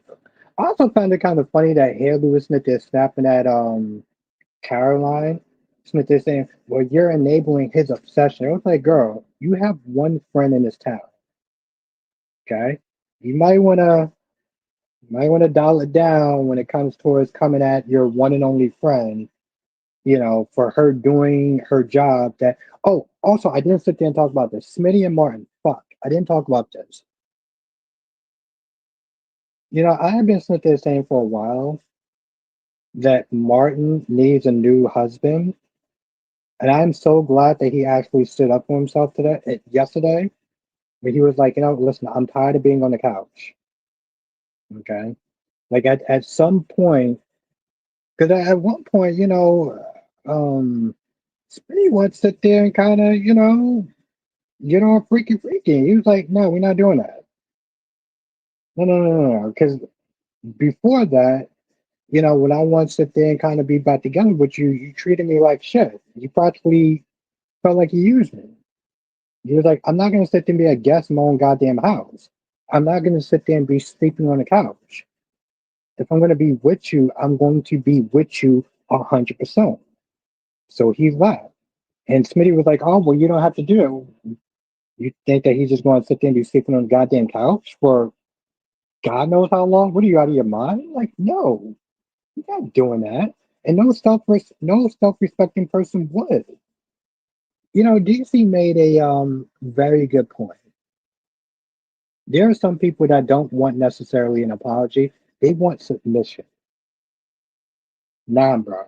You, at some point, you either going to sit there and forgive him and take him back, or you're going to let it go. But what you're not going to do is you're not going to sit there and keep that man in limbo. Yeah, Martin messed up. We get that. We all get that he messed up. He had reasons why he didn't say anything. And yeah, it started to affect the kids. I understand his whatever. But at some point, if you don't sit there and start moving forward, that ain't gonna work. So he left, and Smitty sat there being upset. I'm like, well, you're either gonna make up your mind or somebody's gonna make it up for you. You pick.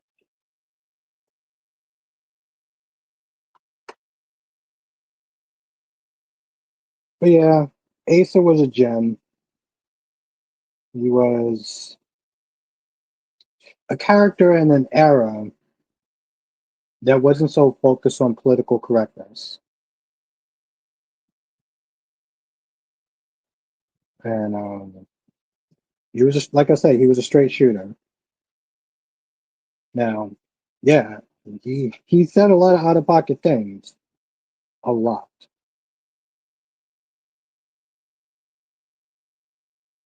And some of the things he said, I'm not even going to sit there and repeat. But there's something about him and Victor Kiriakis. You knew where you stood with them. There was no lying, there was no bullshitting, there was nothing, none of that. You knew where you stood with them. Exactly, Allison.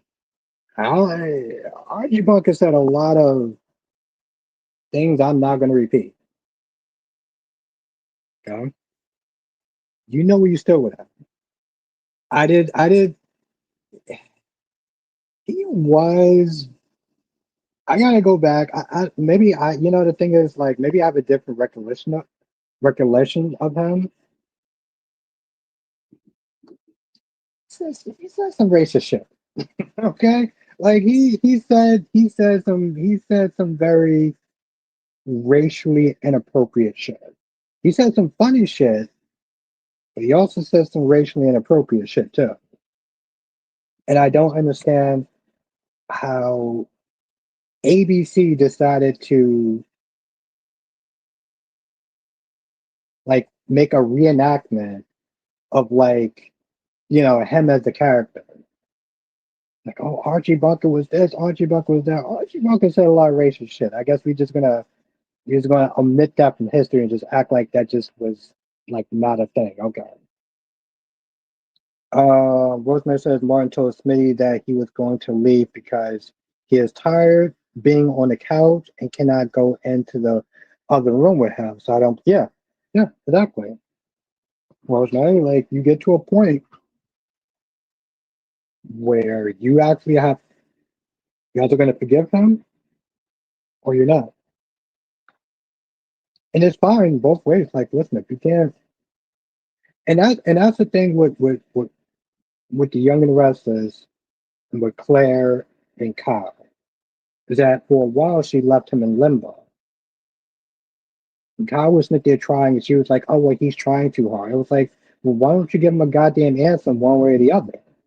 I couldn't stand that she kept sitting there flip flopping, or she'd be like, "Okay, yeah, well, we can't go back to that. I don't know if I forgive that or whatever." And it's like, I was annoyed with Kyle for not giving her the space that she needed to process it, but I was also annoyed with Claire for not sitting there giving him an answer like, "Okay, either you want to sit." I was like, "If you're going to dump him, dump him. If you're not going to do that, then you need to find a way to forgive him. But pick a fucking lane." I was just say, yeah, inappropriate but funny. It was a fact that was of course like making fun of the extreme people that do not exist in the world will be a parody. I mean, I don't know what that means. Yeah, inappropriate funny. It was making fun of the people, extreme people that do not exist, and the world would be like a parody. Okay, I don't understand the last part of that, but like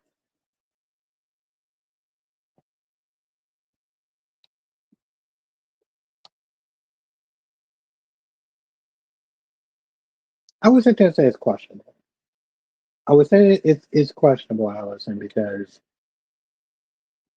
it's okay. So let me put it this way: it's hypocritical for me to sit there and come at Archie Bunker for some of the racial jokes that he said, but I will be out of pocket for something they're saying. Well, I find the racial jokes that Dave Chappelle says is funny. You know what I'm saying? Like I can't sit there and come at Archie Bunker and I come at Dave Chappelle for the same shit. So I get what you're saying, Allison. Johnson says, "How do you think Derek's secret could come out, and how do you think Ashley will react?" Well, first, I don't know how the secret's gonna. I can't think of how the secret's gonna come out.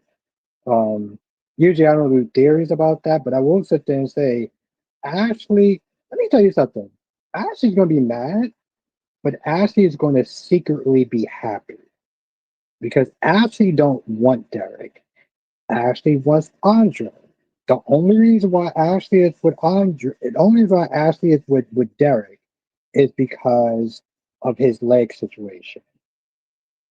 So when she finds out that he's been lying, she's gonna be mad, but she's also gonna be like, that gives me an excuse. That gives me an excuse to go running back to Andre. That's how I look at it. Jenna says I cannot get into the Derek and Ashley storyline. Well, yeah, because they're both shitty actors. They're both shitty actors. And the sad thing is that like I don't really give a damn about them, but I care more about their story than I do Chelsea's. And Chelsea kind of because she's a influencer and I do YouTube, I feel like I should be able to get into Chelsea's storyline more. But because Chelsea's such a shitty character, listen, Lady V, I gotta, you know me, I gotta keep it real. I'm keeping it real 100%.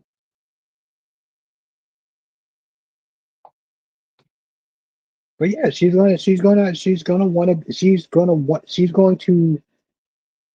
I feel like in a sense that's going to make her be like, oh, you know what?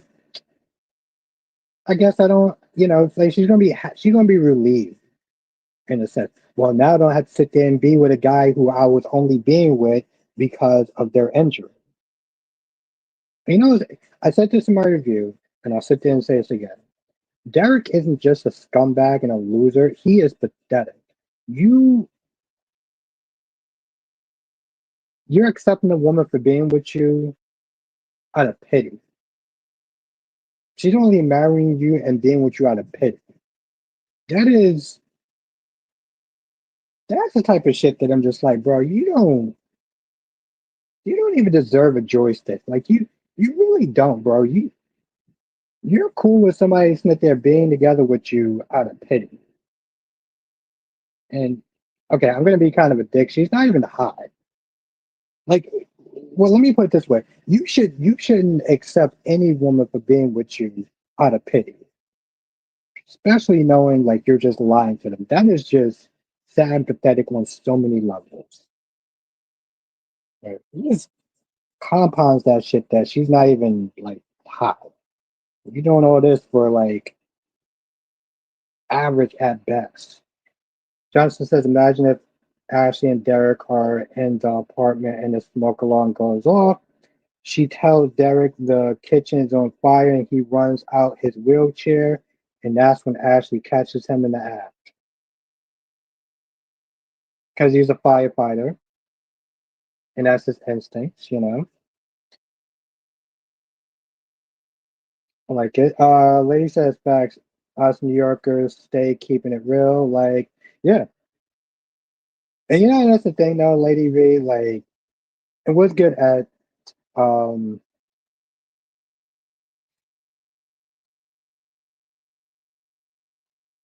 when you're in the subways and the rats start like moving around back and forth and they start like crossing over people, most New Yorkers don't even freak out about that shit. Like they don't. They just kind of just walk around like it's just normal. I freak the fuck out. Have a good night, Freddie. Thank you for joining, and look forward to seeing you in the next one. I freak the fuck out. I'm the only one that's just I'm listen, I'm looking at other people like, yo, how come none of y'all are like yeah, exactly, Allison. That's my thought. But when, listen, they take the public transportation every day.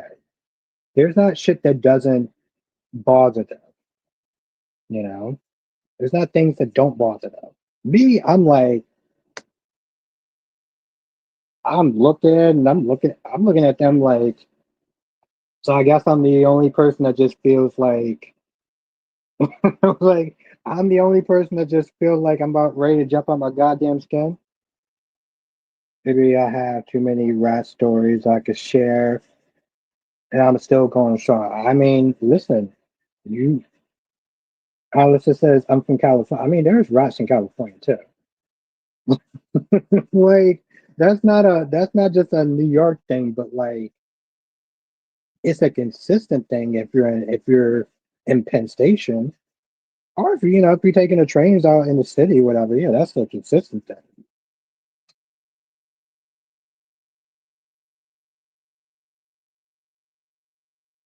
Like I don't know if Jess is still in the chat, but like we have no public transportation. What the fuck? Oh, how the hell do y'all get around then? Ed said just finished watching Days and Chanel is stupid for believing that Johnny and Howdy will be messing around. Facts. Because she believed a total stranger over her husband. Oh, except buses. Okay. Y'all got Y'all got trains. Okay, Allison, y'all got trains out there though, right? Yeah, you tell me y'all don't got trains? We draw. Okay.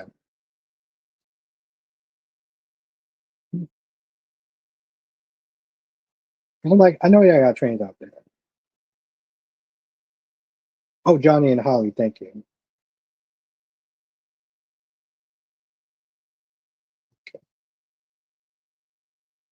Yeah, she didn't believe her own husband. It's. I guess I'm gonna be sent there. Yeah, but no one takes them. Mm, that's not good. Less people that take the trains, probably more muggings and fuck knows what else.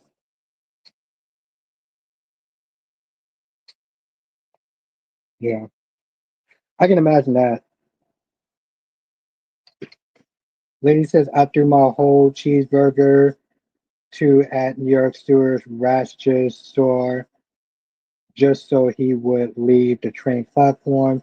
Oh shit! Damn!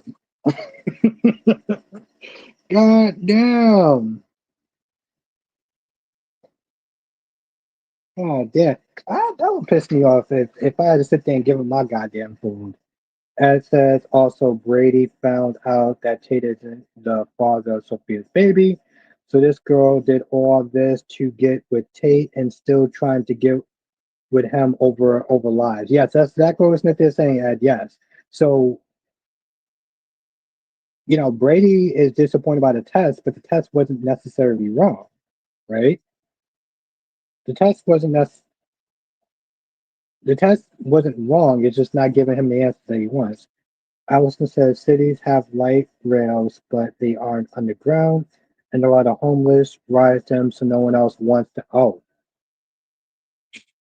god damn, that sucks. No, no, no, no, no, that sucks.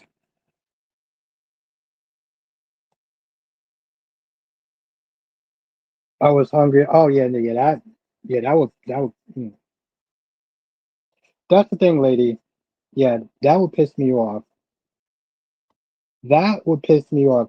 Listen, there are a few things in this world that I'm very anal about. Okay, and I will sit there and tell you two of them: food and porn. Those are the two things that I'm just. Oh, Caroline says, "What the hell is what the hell is Brad Bell and his writers writing? Like, what am I watching and still wondering why that show hasn't got canceled? Horrible writing. Let's everyone say what's up to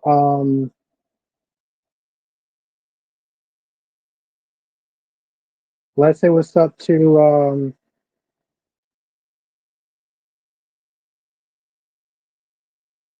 Caroline.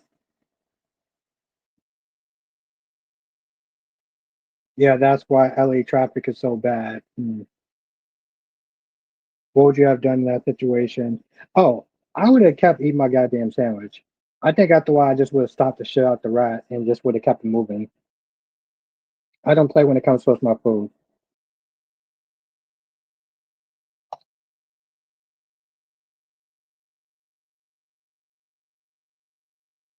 Chad's not the same without Ryan. No, Spider. I don't know if he's coming back, but I don't know if he was necessarily built for my Chad. I don't know if he was built for my Chad. I'm not reading that. I don't know if he was built for my Chad. I mean, I don't have anything against Ryan, but he is a person that takes the show a little bit too seriously, and he is can be argumentative, not really have a lot of social cues. So, and I say things that he doesn't like, and I get that, but he takes it personal, and I'm like, I don't know, like I don't. Oh, I'm in a city. I'm in Long Island. I'm in Long Island, Allison.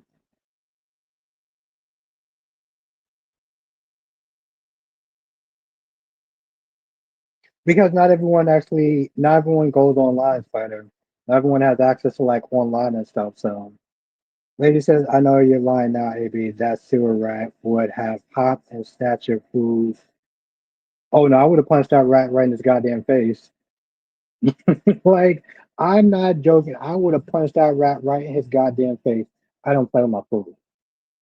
I don't, Lady, I don't think you understand how serious I am about food.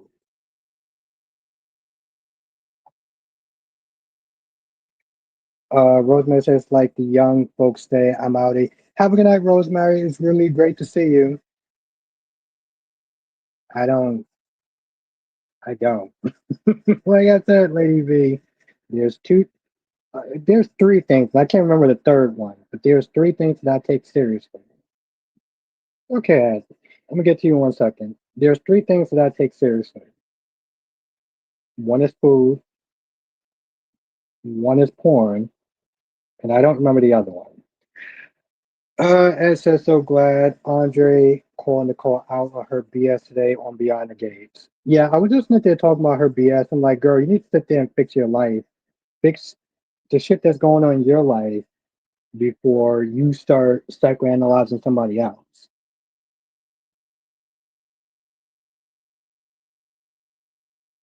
I like Manhattan. I I take food and yep, the second one, Lady V. You know which one you know which one I said. You know which one I said, Lady V. You know what I said.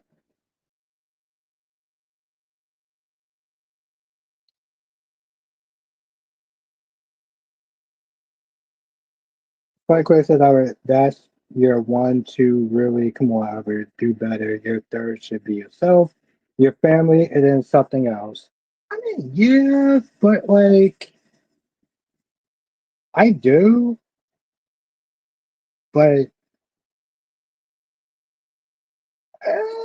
it's hard to sit there and say. It's hard to sit there and I'm gonna get back to you in 1 second. It's hard to sit there and say. I mean, we only saw him for like. I would sit there and say this. I don't have an impression of him yet, but what I am hoping for, Jonathan, is that I'm hoping that Darnell finds out about Vanessa and her constant cheating on his dad. That's what I'm hoping for. That's what I'm truly hoping for. I don't have an impression on him. This is the first episode, so it's hard to sit there and really form an opinion. Um, he's gutsy.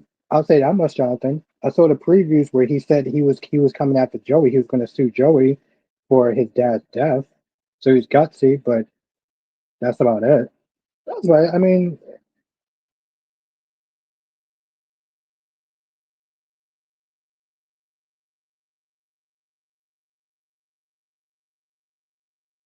well, no, Spider. But okay, on one level, I kind of get what you're saying, but like, I can see him. I can see that. I can see that. Um, I can see that. I can see him looking like both, and I don't know, Spider. Those two things that I actually said, they are a top priority. I mean, yeah, your family and whatever, like that's all cool and everything, but like, you know, no, there's no GH tomorrow, Allison. It's coming back on Friday.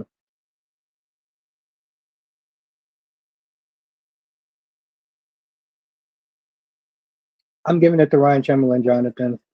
Ryan Chamberlain. Is that hello or good night? I don't know. I can see, but here's what I will sit there and say, Spider. First of all, I can see them. Well, if we're gonna be honest, Spider, he looks a little bit more Spanish to me. If we're gonna be honest, Spider, Darnell looks a little bit more Spanish. Hmm. and black than him being biracial. I don't know, Allison. Is that good night, everyone? Oh, okay. Well, have a good night, Allison Dickinson. Oh yeah, but yeah, I have two Allisons.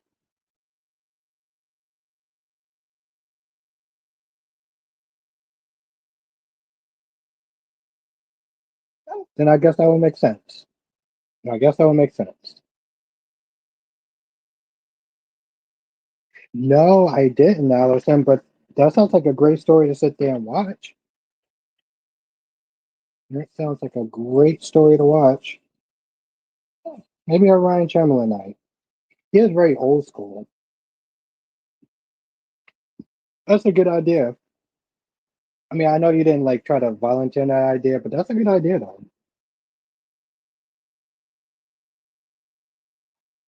But to answer that question, no, I did not.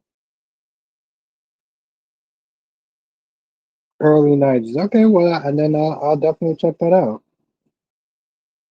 I've been focused, well, yeah. I mean, just myself, I'll take a look at it, but like, there'd be a cool idea for members and everything. Oh, wow. Felicia probably seemed like she was a lot more useful back in the day. Oh, I mean, it seemed like they just relegated her to just like, oh, you're here, that's cool, whatever, but like, you know. Oh, what's that? Wednesday, right? Shit.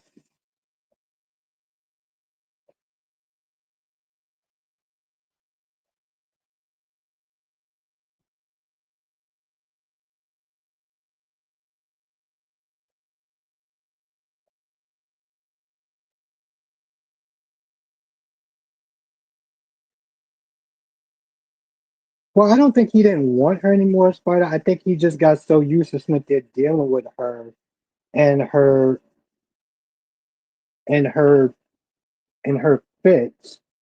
That he kind of just brushed it off after a while. Like when you deal with somebody for a while, you kind of learn how to sit there and just be like, yeah, whatever. I don't think he didn't care about her.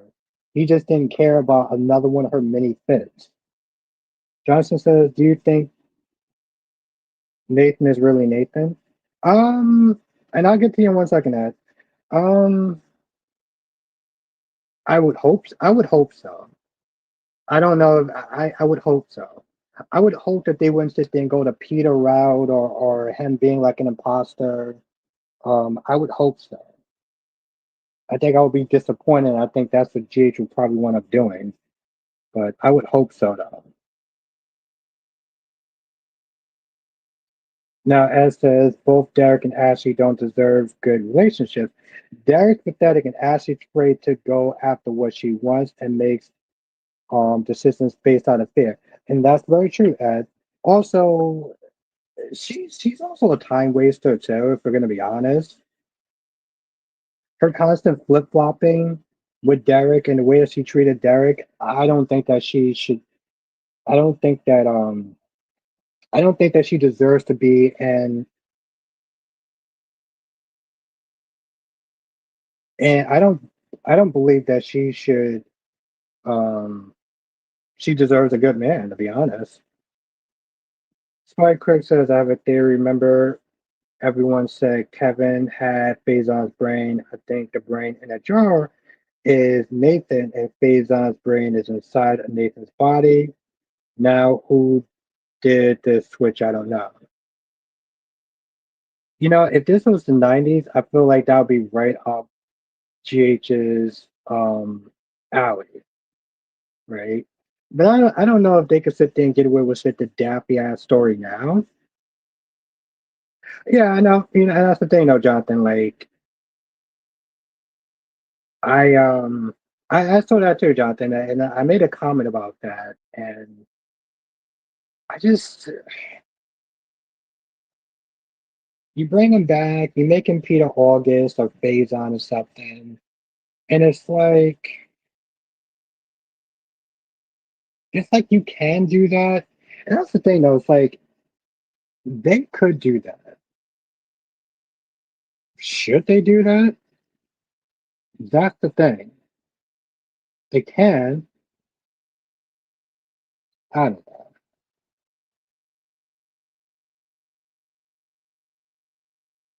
Yeah, and exactly. So I peeped that. I peeped that.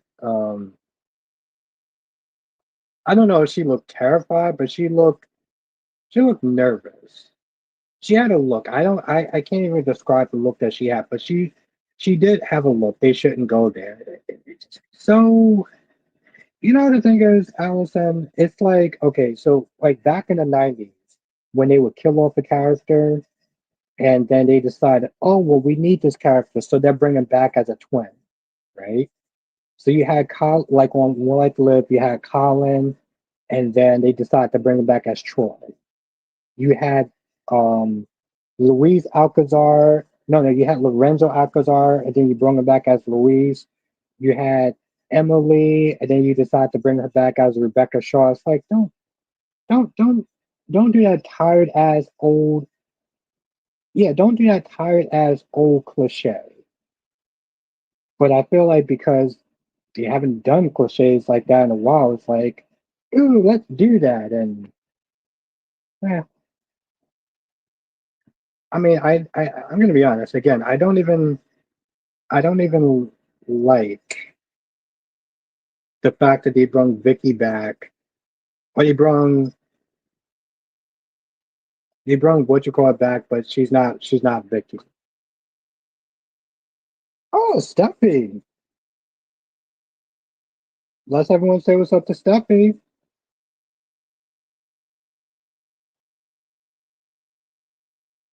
Oh, Louise, and they brought her back as Lorenzo. Oh, really? Wow, that's interesting, Josh. I thought it was Lorenzo. Damn. Okay. You're right. You're right. Okay.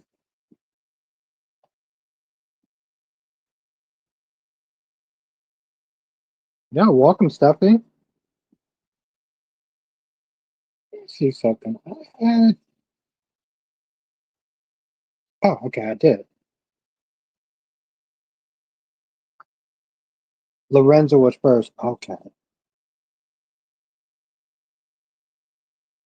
Lorenzo was first. That's what I was in the thing. Yeah, that's what I was like, Jonathan. Are you sure about that? Because I know I've been drinking, but I clearly remember.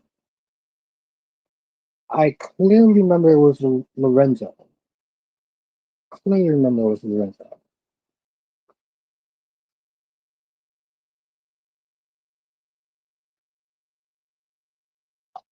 It was bugged out though, Allison. I do remember. I remember like her Carly going out with Lorenzo, and I'm like, you're going out with even your ex-husband's enemy. Like I know that Sonny was tired of doing it with Carly, and tired of that storyline. But I'm like, come on, seriously? As says, I don't think GH has the rights to all the One Life to Live characters because of the issues in the past. But it's weird that they could have used Blair but not Vicky. Fucking Ed, once again, you are on point. No, Luis was before Lorenzo. Wow, okay, all right. But that's a fact though. Like Blair did come to town. Of course, Ed, listen, I gotta give you your credit, man. You and Jonathan and Dolomix are my aces, so oh I believe you, Jonathan. I will look it up, but I do believe you though. Eric, I love the Flash. Yeah, I used to love it too. And let's everyone say what's up to Eric.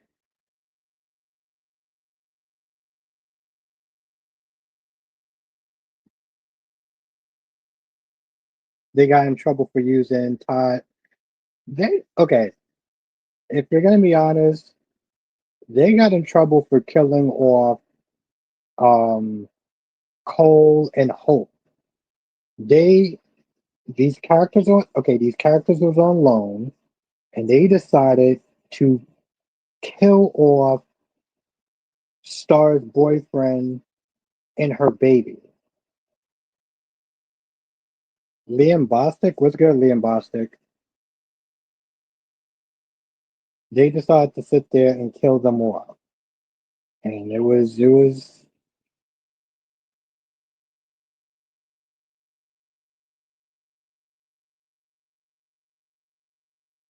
what's good, Norm?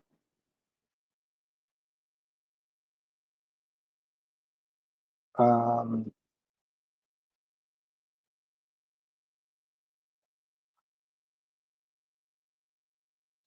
it was out of pocket for them to do. They were loner characters. It was like, what are you doing?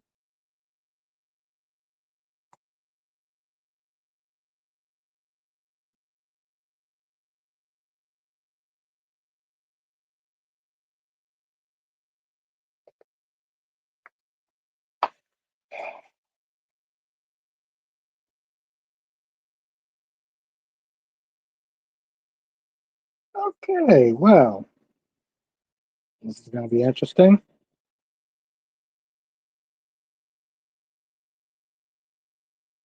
They became yeah, Star became Kiki. Um,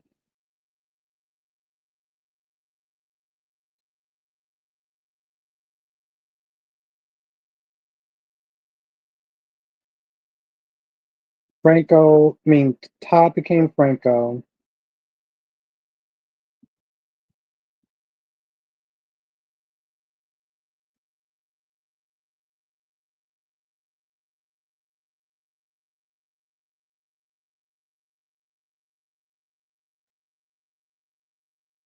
She had made it a drunken hookup.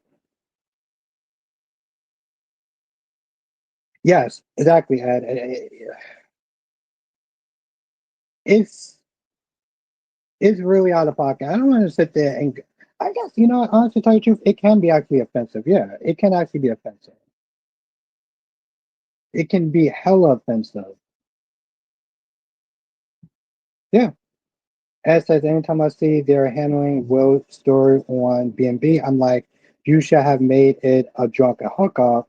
Then SA, if you're going to treat the victim, if you're not going to treat the victim like the victim, yes, facts. Yes, 100%. Johnson says ABC does have full rights to elect characters, and they can use any one of them. They just decided to cast Erica and made up a GH role for the purpose of the story. Yeah. Yep. And John became Finn.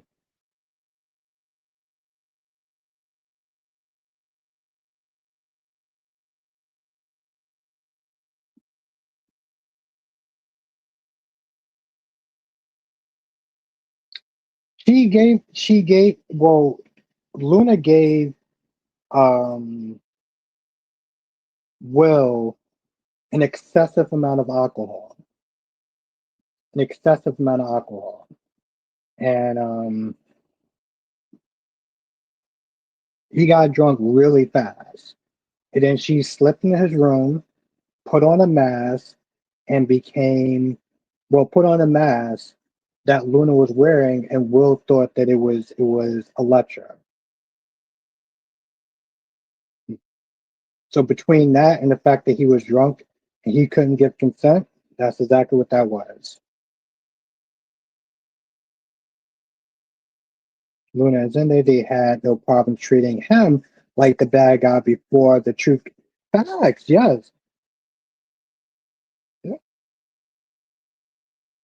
it's facts.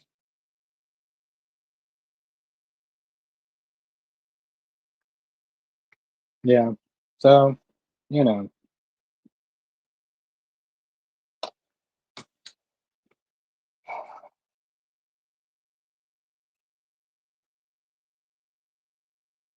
Well, Silas became Finn, but Silas was John McBain. Silas Silas was Silas was born from John McBain, you know. So that whole thing was like It was unfortunate. I saw Days and was disappointed. What a disappointment of a fire, not a single burn on a Holly. Yeah, I mean, that's what I said, Spider. I was like, this week, you know, the Days wasn't bringing it, right? Days weren't bringing it. But that's the thing, though, Spider. See, here's my whole thing, though, right? Like, so Days wasn't bringing it this week, but I love the characters, right? We've seen times where GH doesn't always bring it, but we still watch it anyway because we like the characters. We like the characters. We like their interactions. We like their conversations. So even if a General Hospital episode isn't a full banger, we can still appreciate it and watch it because of the characters. I give you an example. I don't know if we watch Age of Ultron, but there's the party scene where everyone's just kind of hanging out and they're trying to lift the hammer and they're just kind of just talking shit or whatever. And this is before, Ultron comes out and he starts being all evil and shit. But just that simple conversation with Cap and Iron Man and Hawkeye and everything like that, and it was just fun to sit there and watch. And there was no action, but I could have sat there and watched that like all day because of the characters. Have a good night, Liam. Bostic. Um, she tricked him basically. Yeah, yeah, she did, and there was no consent. So,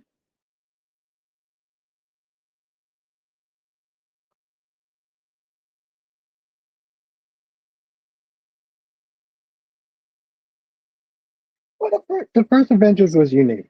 The first Avengers was unique, and you know, I'm always listen. It is always going to hold up for me. Johnson says the only way for Willow to get her kids back is for her to inherit her uncle's vampire abilities. The first one will always hold us, Spider. I mean, listen, we got different standards when it comes to this stuff, so I get it. Um, but the first one will always hold up today. So Allison said, "Yeah, sometimes it's just fun to watch, even when no action." Yeah, because we are invested in the characters, right? We're invested in the characters, so it's like, you know, as says, I need Kat to go to Tomas and stop caring about beating Eva, and Eva got what she deserved. Yeah, she got exactly what she deserved. She got exactly what she deserved. So I don't feel bad for her. I don't feel bad for Kat either. You know, and that's the thing. Somebody on Twitter was there saying how they understood where Kat was coming from because this was their string theory.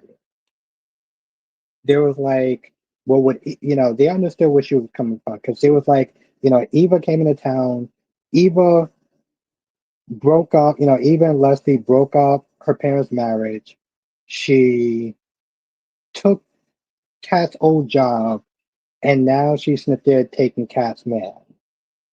So, like, that's the reason why she's trying to fight to get him back. But I'm like, if a man cheats on you and you want to sit there and fight to get them back, that is probably the most pathetic shit that I've seen, right? Like that's some juvenile, pathetic shit right there.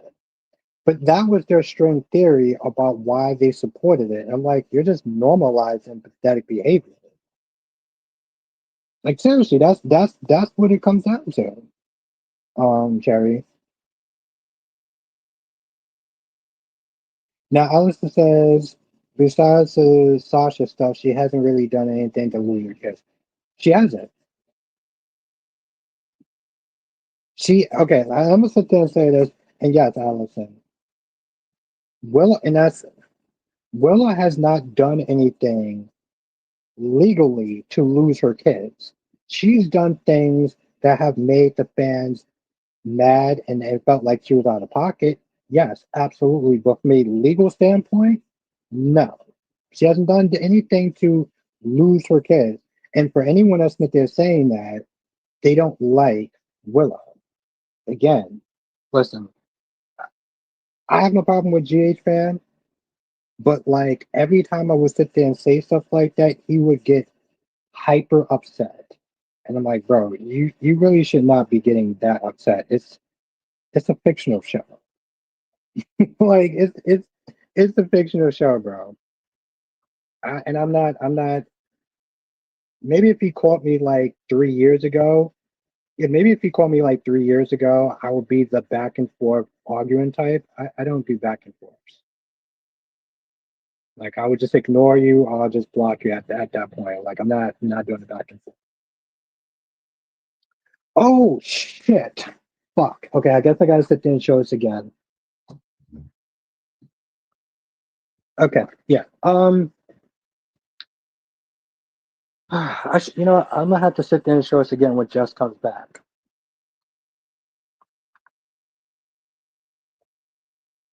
Yeah. So okay. I still am a huge fan of the Vampire Diaries. Right. When I used to work at Barnes and Nobles, they I got like a really good discount. I would have bought it out of the way. I got like a really good discount, but they actually made a fucking gr-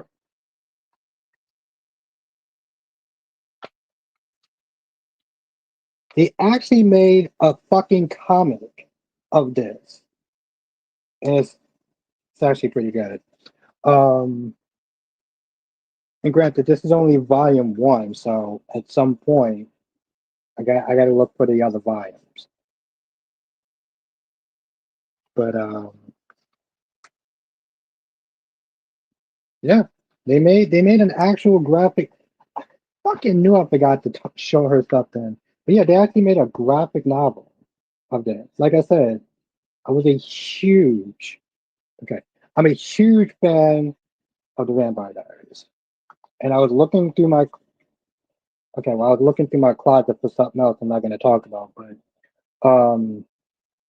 I stumbled upon this. I was like, oh, I got to sit there and show the chat. Also, want to sit there and show Jess too, but um, I can cat lady when I see her. But yeah, I get it. But now I have a real job.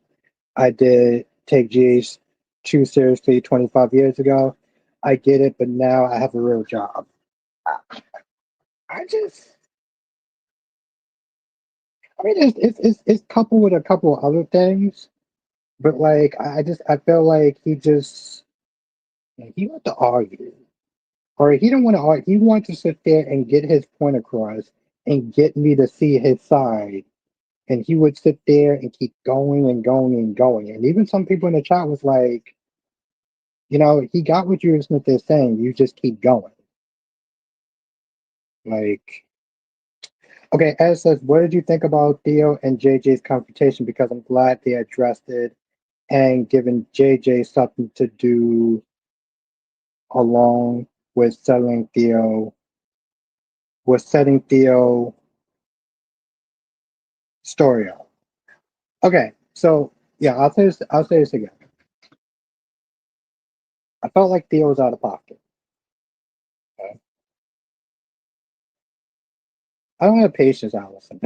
I don't have patience. And it's not just because it just creates a toxic environment for the chat. I don't have the patience. And I felt like Theo was out of pocket. I felt like this wasn't a race issue. This was a PTSD issue. Thank you, Jonathan. Johnson says maybe GA should do a Halloween episode where Michael has a nightmare of Caleb Morley returning to Port Charles, turns Willow into a vampire, then Willow attacks and bites Michael and sucks his blood. I remember when One Like to Live used to sit there and do fun episodes like that.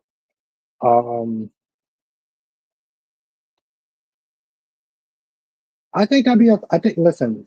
I think that'd be a fun. I think that'd be a fun episode for General Hospital to do. And I wish if Frank Valentine was here, Well, the thing is, Spider, One Life to Live used to sit there and do stuff like that. I remember um they did this who was Kayla Morley. That was a one of a kind. That was a one of a kind character. But I remember when One Life to Live used to do fun stuff like that. They came out with some sort of I don't know if it was a Halloween special or something like that, but they called it the Vortex. Yeah, he was okay. So, Jonathan, you if you want to fill him in who that was, at back when Lucy was a Slayer, back when Lucy was taken a little bit more serious. That's what Ed really was. Caleb, the guy who no, no, Caleb was not that guy. Um, Caleb was a okay. Caleb was a vampire, and he was in a show called Poor Charles. He was in a show called Poor Charles, which was well, it was a spinoff of General Hospital, but they used to do like more supernatural stuff. So he was a vampire, and apparently, like Willow is related to Kayla. Yeah, she's related to Kayla. I don't remember. I don't know how the family tree works, but yeah, she is technically Willow is technically related to Kayla. Yeah, Poor Charles was fun. Poor Charles, listen, Poor Charles was yeah, exactly played by Michael Easton. Yes, Poor Charles was kind of in a lot of ways like Passions, right? Like they did more supernatural stuff. Even though General Hospital had aliens on the show at one point in time years ago, just want to point that out. Allison says she's Nina and Silas's what? Okay, Johnson says Willow is Caleb's niece. Her father was Caleb's brother. Oh. Yep, the 80s, yep. Yep. I gotta find that clip. I gotta find that clip for the members. Um I wanna see some fucking aliens on General Hospital. Um Nathaniel was not there talking about that.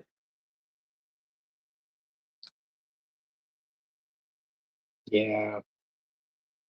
Her father is Silas, and Silas is the brother of Caleb Morley. Listen, I know that Lucy, okay, so like they tried to say that Poor Charles was just a fantasy that Lucy made up and she wrote a book about it. I don't give it. Goddamn aliens, Cherry. Alright. Okay, I'll show it in the members first, and then like maybe I'll show you like a snippet of aliens on General Hospital. But listen, I still feel like Poor Charles and General Hospital are connected. As says Caleb was expired from Mutant X from another character. Oh, was it inspired from Mutant X from another character, Michael Easton, in my opinion, if you ever wanted that show called Gabriel. I remember Mutant X. I mean, I didn't like watch it like that, but I knew about the show though. Allison says Lucy was a badass back in the day. Lucy, yeah, Lucy was not this ding. I mean, okay, she wasn't this cool. Okay, she was not the dingbat that she is on General Hospital. Okay, yeah, What do you sit there and say about somebody who's she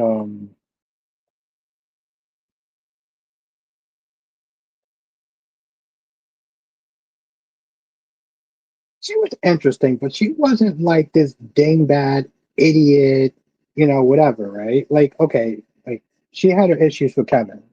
By her issues, I mean like she slept and cheated on Kevin like there was no tomorrow. Um,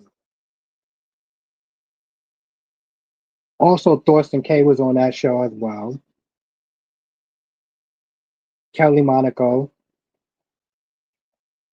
Yeah, exactly. Yes, she's a joke on General Hospital, but she was not portrayed that way on Port Charles. And that's the thing. Like some people don't know. Like you think of Lucy now, just yeah, she wasn't. Yep, Livy Locke,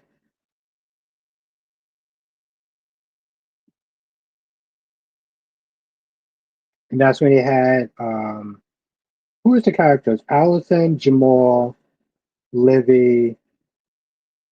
Who's the other guy? Who was the Ed Jonathan? Who was the other guy? I'm missing two other characters. Actually, okay, I'm missing a couple of characters. Okay, I'm actually missing a lot of characters. Jack, there you go. Thank you, Allison. Jack. Okay, so you have Jack. Who is the other characters? Who is Thorsten K's character? Ray. Rage? You mean Rafe? Yeah, there was Rafe. Uh, yeah, there was Rafe. He was the angel. Yep, there was Rafe. Rafe was the angel. But there was some other characters though too. Who was the other characters? Ian. Thank you. That was Thorsten K's character.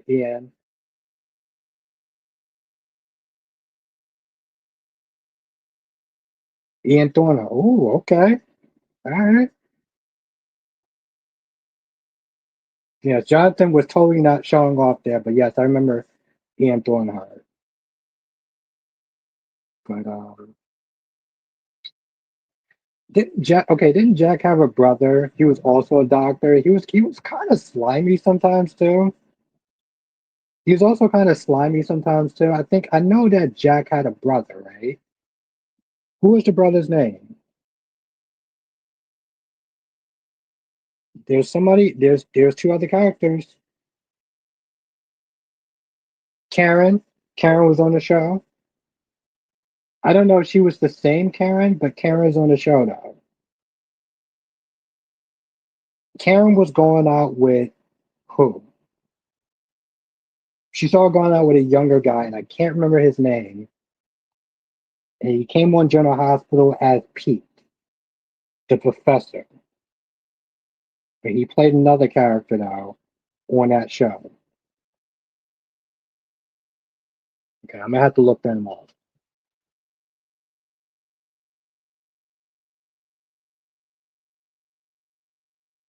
I mean, that was kind of the original crew. Well, he's also an original crew. I can't remember. I can't remember Jack's Ed. What is Jack's brother's name?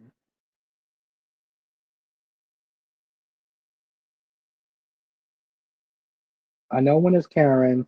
Karen was going out with a younger guy. But Karen was going out with somebody else, and then that didn't work out. Then she wound up going out with a younger guy. And he became some sort of supernatural force. I can't remember what it was. He was like killing people though. Yeah. I don't think um, I don't say anything from Ed. So all right. I guess we can sit there and pick this up tomorrow. Um yeah. Gotta see if y'all can find what the answers are. But I don't want to sit there and sleep the day away, and maybe if I have time and the episode's good, I'll review Beyond the Gates again. Since it is actually surprisingly getting better. I give him props for that. But with that being said, I'm gonna go. I do want to thank everyone for joining though. Lots and lots and lots of fun. As always, thank you, Jonathan. And when you get a chance, look up some of those other characters from Port Charles. Oh, same thing with you, Jonathan, if you get a chance.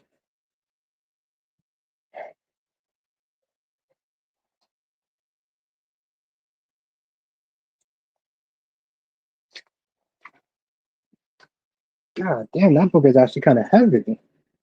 Shit, I used to actually lug that around in my damn bag. A thick ass book for a paperback. Thank you, Spider Quake. You have a great night. Have a great night, Ed. Have a great night, Tamara. Have a great night, Cassie. Uh, Dolometics. Cherry ice cream. There we go.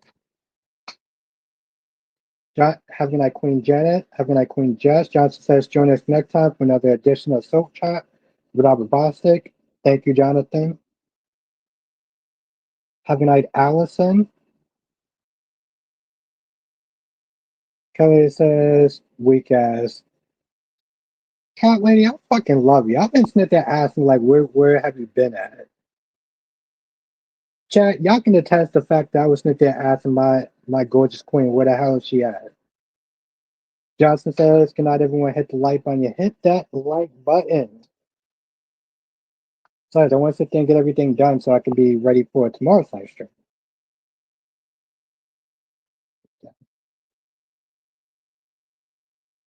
My girl, if I didn't love you so much, I would sit there and be saying a bunch of stuff. Exactly, Cherry. Exactly. I was like, hi, cat lady. Where have you been? Where have you been out for 2 hours and 37 minutes? Girl, don't get me started on you. Lucky I love you, ass. Um, but yeah, I'll be back tomorrow. Are you gonna acknowledge her? You're not gonna acknowledge the comment that I said, though. Okay.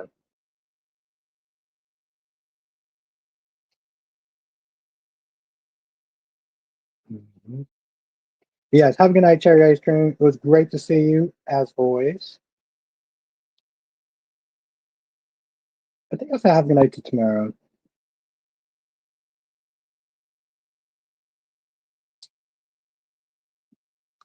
Got a little kind of weird towards the end. I don't know what that was about.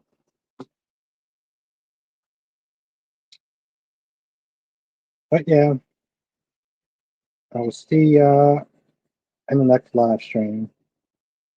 Later.